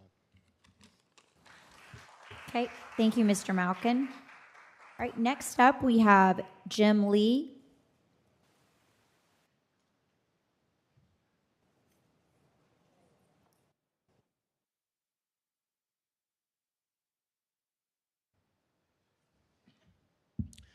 Thank you for this opportunity to speak this evening. I am Jim Lee. I am a community member, I am a concerned citizen, and I am a grandparent of children here in DD2 schools. To be clear, I'm strongly in favor of good policy to guide DD2 schools in ensuring that all materials used within our school system to educate our students are age-appropriate, edifying, and consistent with community standards of decency. I disagree that the current DD2 policy IJL regards anyone other than a parent or a guardian of a child currently enrolled in DD2 as an illegitimate stakeholder in the efficacy and quality of DD2 schools, and thus prohibited from having a voice in this critically important community asset.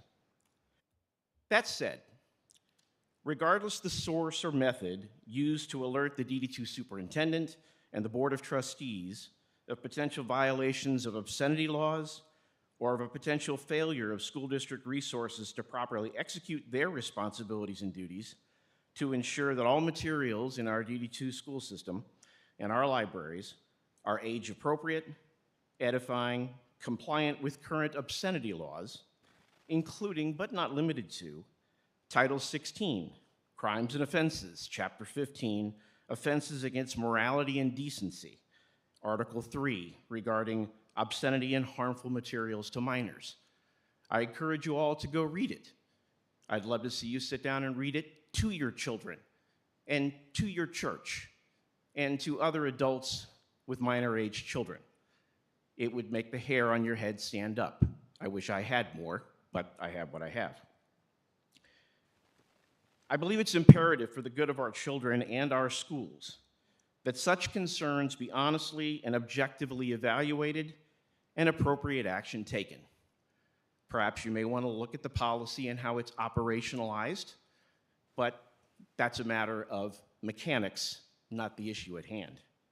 I thank the DD2 School Board for their decision to focus on the real issue at hand, which is that all materials used within our school system to educate our children are age-appropriate, edifying, compliant with the laws governing obscenity, and consistent with our community's standards of decency. Thank you. Okay, thank you, Mr. Lee. Okay, next we have Mandy Livingston.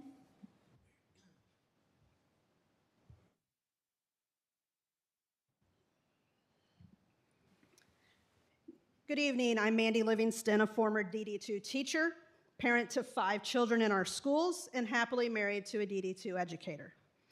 Our last board meeting saw yet another discussion about books, with the majority of the board voting not to follow the IJL library policy that was voted on last year. That was a punch in the gut to the educators at our schools to see the school board ignore their policies and procedures. Teachers are required to follow district, state, and federal policies every day. Students are required to follow school and classroom policies in order to promote a safe educational environment. When the board votes to not follow district policies, it sends a message that undermines those in our classrooms.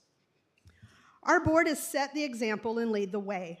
And those of you that voted against following policy last meeting failed our students, the staff, the teachers, and our district. When I taught middle school English just a few years ago, one of the state standards was to teach students how to determine if a website or resource was reputable. We taught them how to evaluate sources for perspectives, validity, and bias. That's right from the state standards. The website BookLooks, that was the source of this latest list, is hardly reputable. Validity? It's basically anonymous. I had to do research to find out that the site was created by someone that has no library training and no educational background. The site reeks of bias and narrow perspectives, and you can tell by those who regularly promote it. In developing BookLooks, How many of these books were actually read in context from cover to cover for the objectionable materials? Without context, one could declare the Bible objectionable due to the graphic violence and sexual situations that are presented in our Bible stories. And that would be just as ridiculous as removing Anne Frank's diary, Dear Martin, Lord of the Flies, the Juneteenth story, To Kill a Mockingbird, and a biography on Justice Ginsburg, and many others that were on that list. I can't begin to trust a list that is afraid of those stories being told.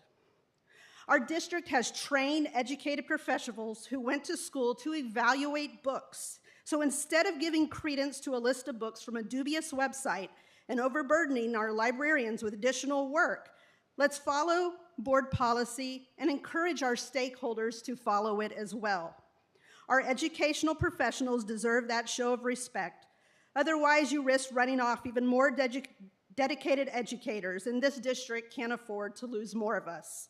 As President Dwight D. Eisenhower said, don't join the book burners. Don't be afraid to go into your library and read every book. Thank you, Ms. Livingston. Next up, we have Brandon Fish.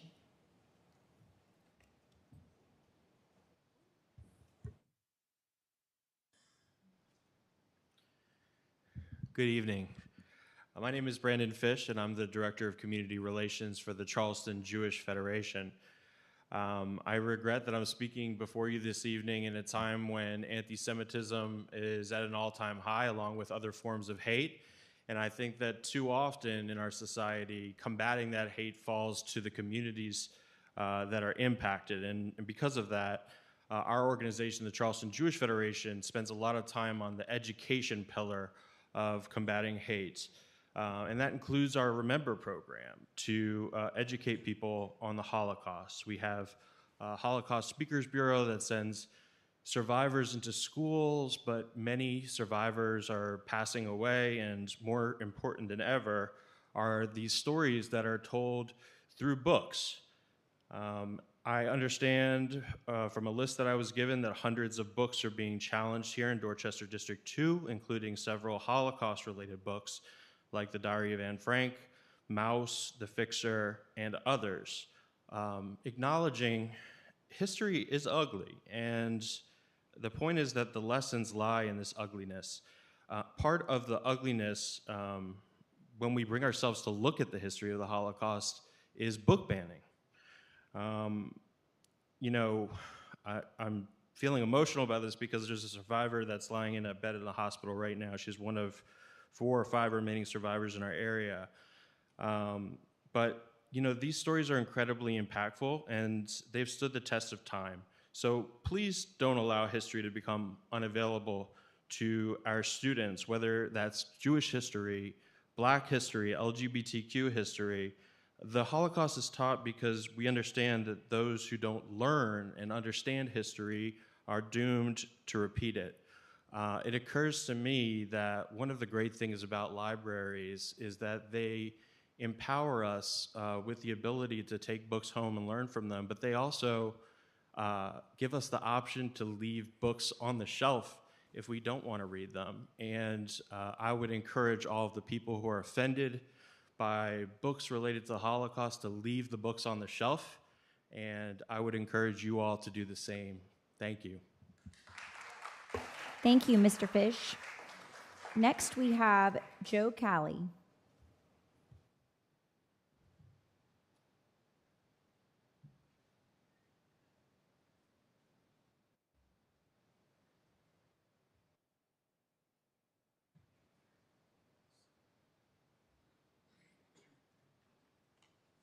Good evening. Thank you for allowing me to speak.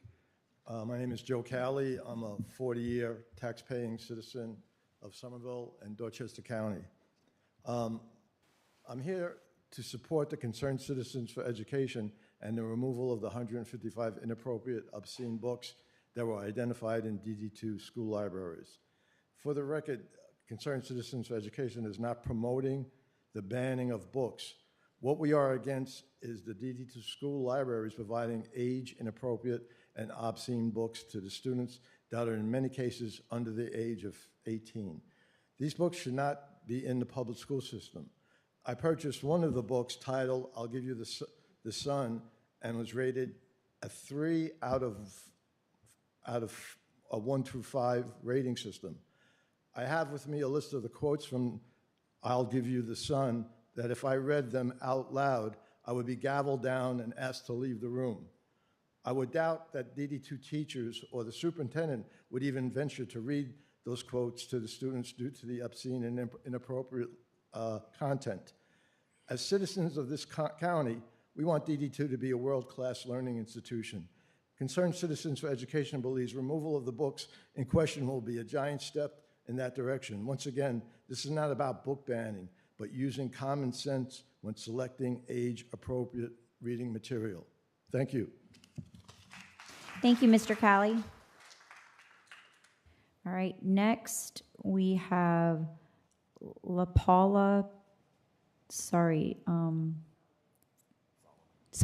Okay, I'm sorry. I just couldn't read your handwriting. I apologize. Solomon, please come forward.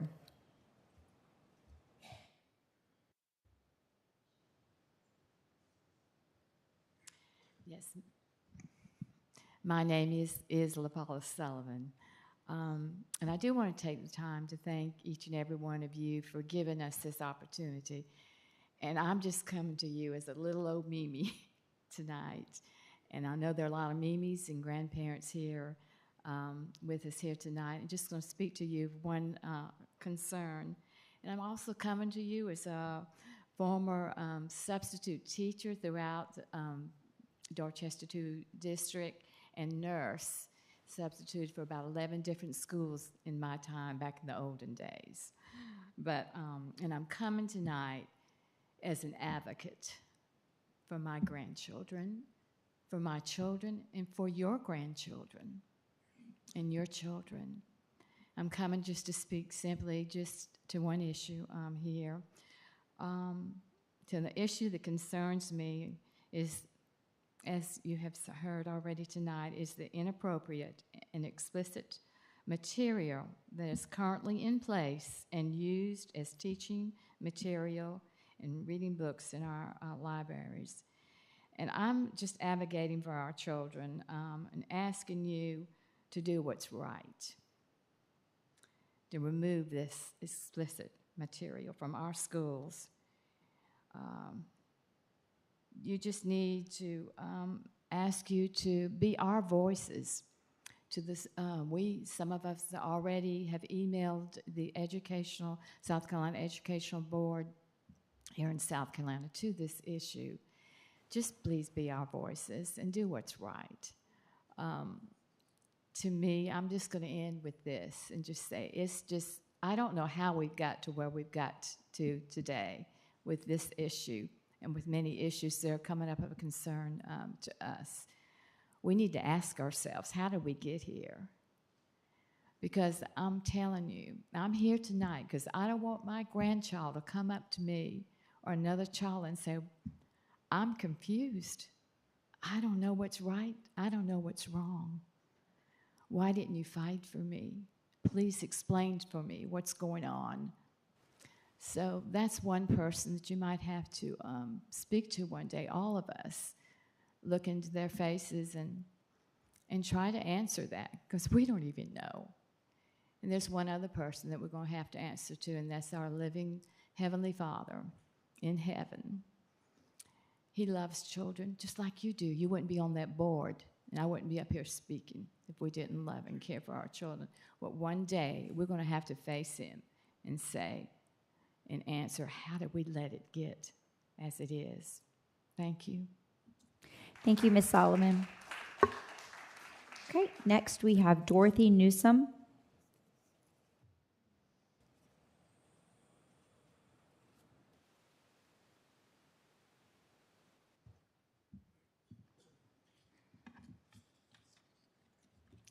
Good evening, Madam Chairman, Mr. Superintendent, and distinguished board members. My name is Dorothy Newsom. I've had the privilege of teaching for 35 years in Nassau County, New York, as a public school teacher. I've taught Sunday school and church school as well. And I want to tell you that we as teachers spend more time molding the minds of our young people than even parents do.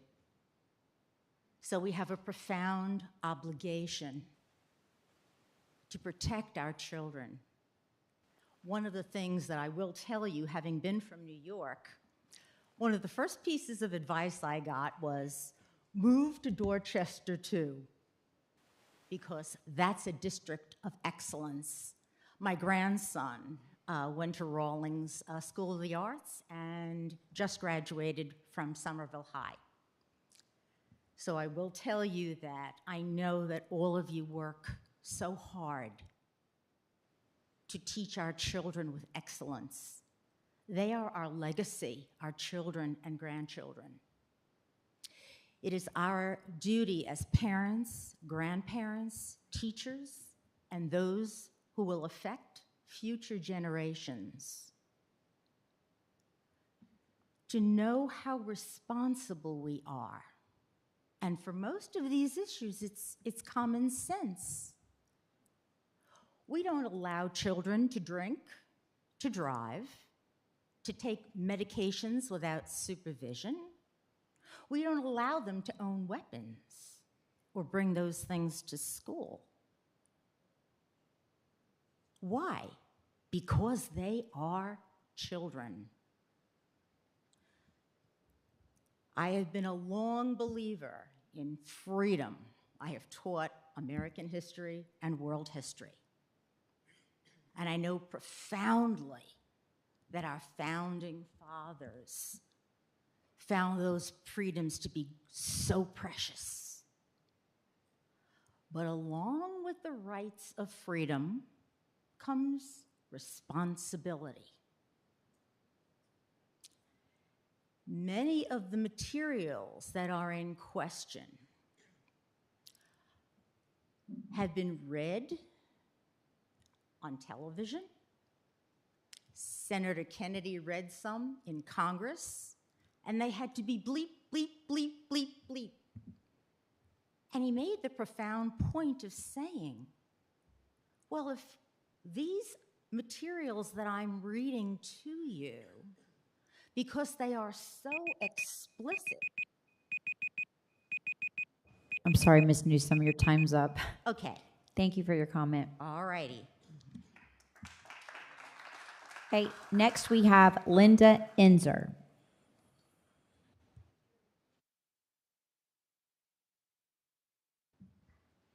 Good evening, board. It's nice to see you all again. I'd like to thank you for being on the board because that's probably not a lot of fun and it's a lot of work, and I appreciate you doing it. I may not always agree with your opinions, and you probably don't always agree with mine either. Tonight I wanted to talk a little bit about semantics. Semantics and the meaning of words. And those things are changing right now. I probably wouldn't recognize words in the Webster Dictionary if I had one here. One of the things that's changing is talking about banning books. There's a difference between choosing books and banning books. I'm connected with a group called Concerned Citizens for Education, and we're not in favor of banning books in any way. Banning books means you can't buy them anywhere. You can't get that book at the library. You can't buy it on Amazon, whatever. Choosing books, on the other hand, means that out of the billions of books that are created every year, you have the option because I know there's librarians in here, of choosing certain books. And so we're asking you to choose books that are not sexually explicit. Choose books that are historical. I love some of the books that they talk about that people think they may want to get rid of. We don't want to get rid of those books. We want to get rid of the sexually explicit ones. So just keep that in mind. We don't want to ban books. We just want you to choose books that are really good educationally. Thank you. Thank you, Ms. Enzer. Okay. Next, we have Evelyn Ball.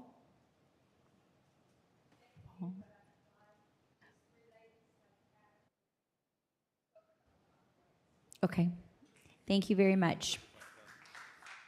All right, we have Michael Peterson.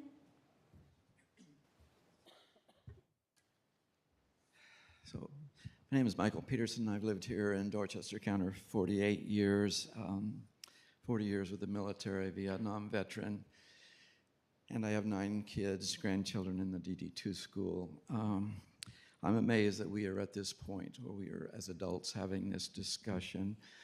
As a young man, I'm in my 70s, but when I grew up, my teachers, my parents, and educators protected us from things that were inappropriate. When I was young, I do not remember having these kind of issues, and we have, in fact, a pretty good generation that has grown up.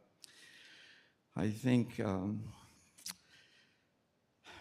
this idea of procreation is a special God-given right that we should protect, and it's a sacred thing.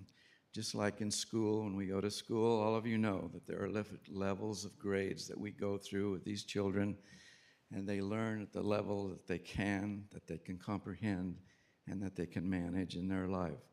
There are those who today who are corrupt procreation. They will corrupt it in every way that they can. Then the evil of it is here. The evil of it is here. It is our responsibility to protect our young children. I think I look at law. There are those who today will talk about the law. I'm a law guy. I believe in that kind of thing to govern our society. But I also believe that there are moral laws that we need to live by, moral laws and moral decisions that we need to make. If we look through our history of our country, of nations, thousands of years, every nation fell because of immorality, corrupting things that are precious, corrupting things that are good.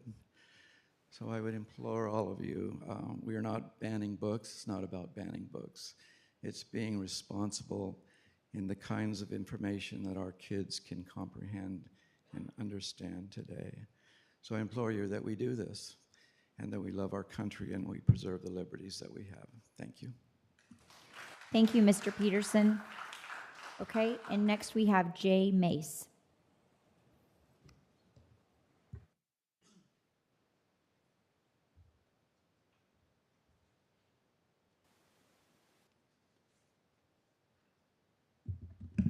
Is there a possibility that I could give Pound some of these?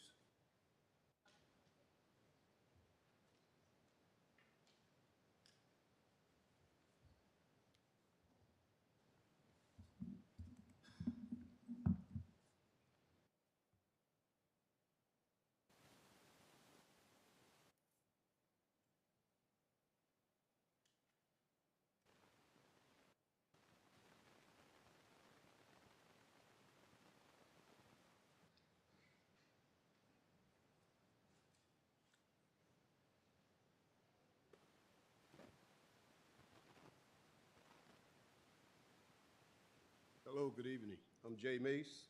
I'm an evangelist. I'm a parent. Mr. Mace, I'm sorry to interrupt you. Could you speak into the microphone? We can't hear you. I'm Jay Mace. I'm an evangelist. I'm a parent. I'm a retired military veteran. I will be using a little bit of the scriptures because it's very important for us to understand that if we have no moral standard, then anything goes. So let me start by saying this right here. If we have, the scriptures is absolute. It's absolute. If we have no right or wrong, then as I said before, anything can happen. You got rape, lies, hatred. The list is endless. The scripture says righteousness exalts a nation, but sin is a reproach, a disgrace to any people. And the scripture plainly says we should train up a child in the way that they should go, and when they are old, they will not depart from it. Also it says, but whosoever shall offend one of these little ones which believe in me, it were better for him that a millstone was tied around their neck and they was drowned in the middle of the sea. And that no one who practices deception shall dwell in my house, according to Psalms 101. And in Matthew it says also to take heed that you despise not one of these little ones. In 2021, the South Carolina Department of Education gave the general public the opportunity of reviewing the textbooks that were proposed to be used in our school from K-4 to K-12. We parents, grandparents have been reviewing these ever since. Not only were the books an eye-opener to the majority of us, but it has gone further downhill since.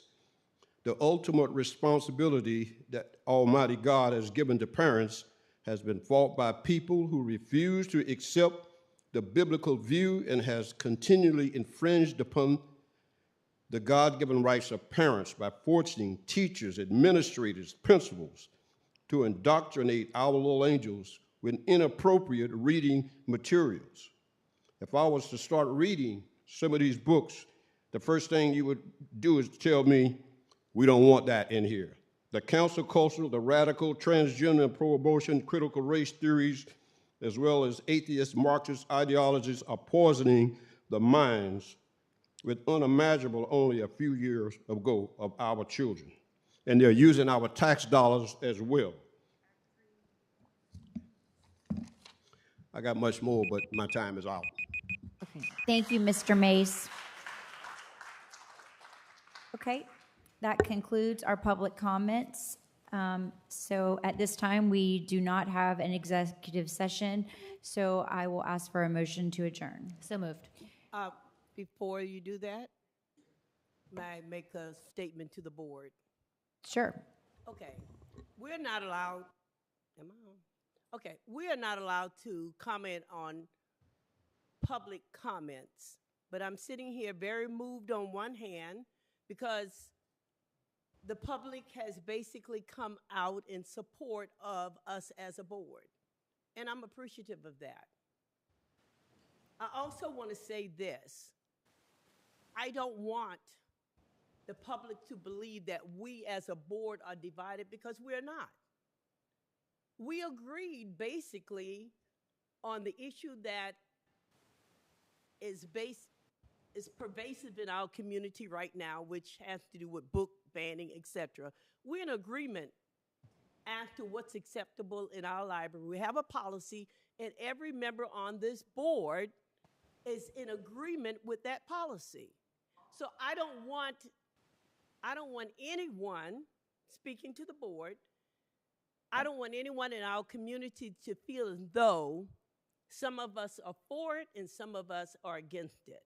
I think what happened previously, board members, we heard things differently. And when I heard what I heard, I initially felt, well, what happened?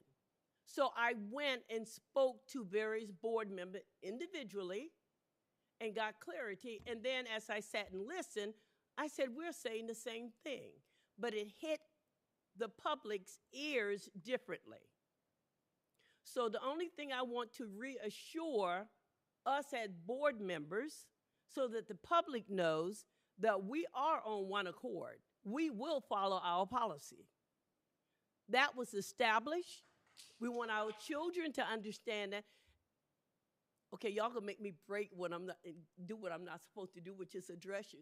I don't want you to applaud, but because from the beginning, that night, we had already determined what the policy was, and we were following it, but we just heard it differently. So I don't want you to be nervous, upset, board members and anyone else, about what that policy stands for. We're going to follow it. We all want to follow it. And so we say to the public that supports us so beautifully, please continue to have faith in us to do what is best for our children. We love them as much as you do. And that may seem like it's a lot, but we really do.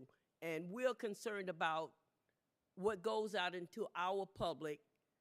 And we want this public to continue to have the respect for DD2 and to spread it abroad all over the nation and the world that we are the best, and we will work to strive to to be the best every day that we're doing what we're doing. So we say, board, thank you. It's a pleasure to work with you. And I'm getting emotional, so I'm going to just stop. But thank you. I'm proud to stand with you and work with you. Thank you, Ms. Powell. All right, at this time, do I have a motion to adjourn? So moved. Oh, Motion made by Ms. Powell, seconded by Ms. Bates. Any discussion? All in favor? All right, we are adjourned.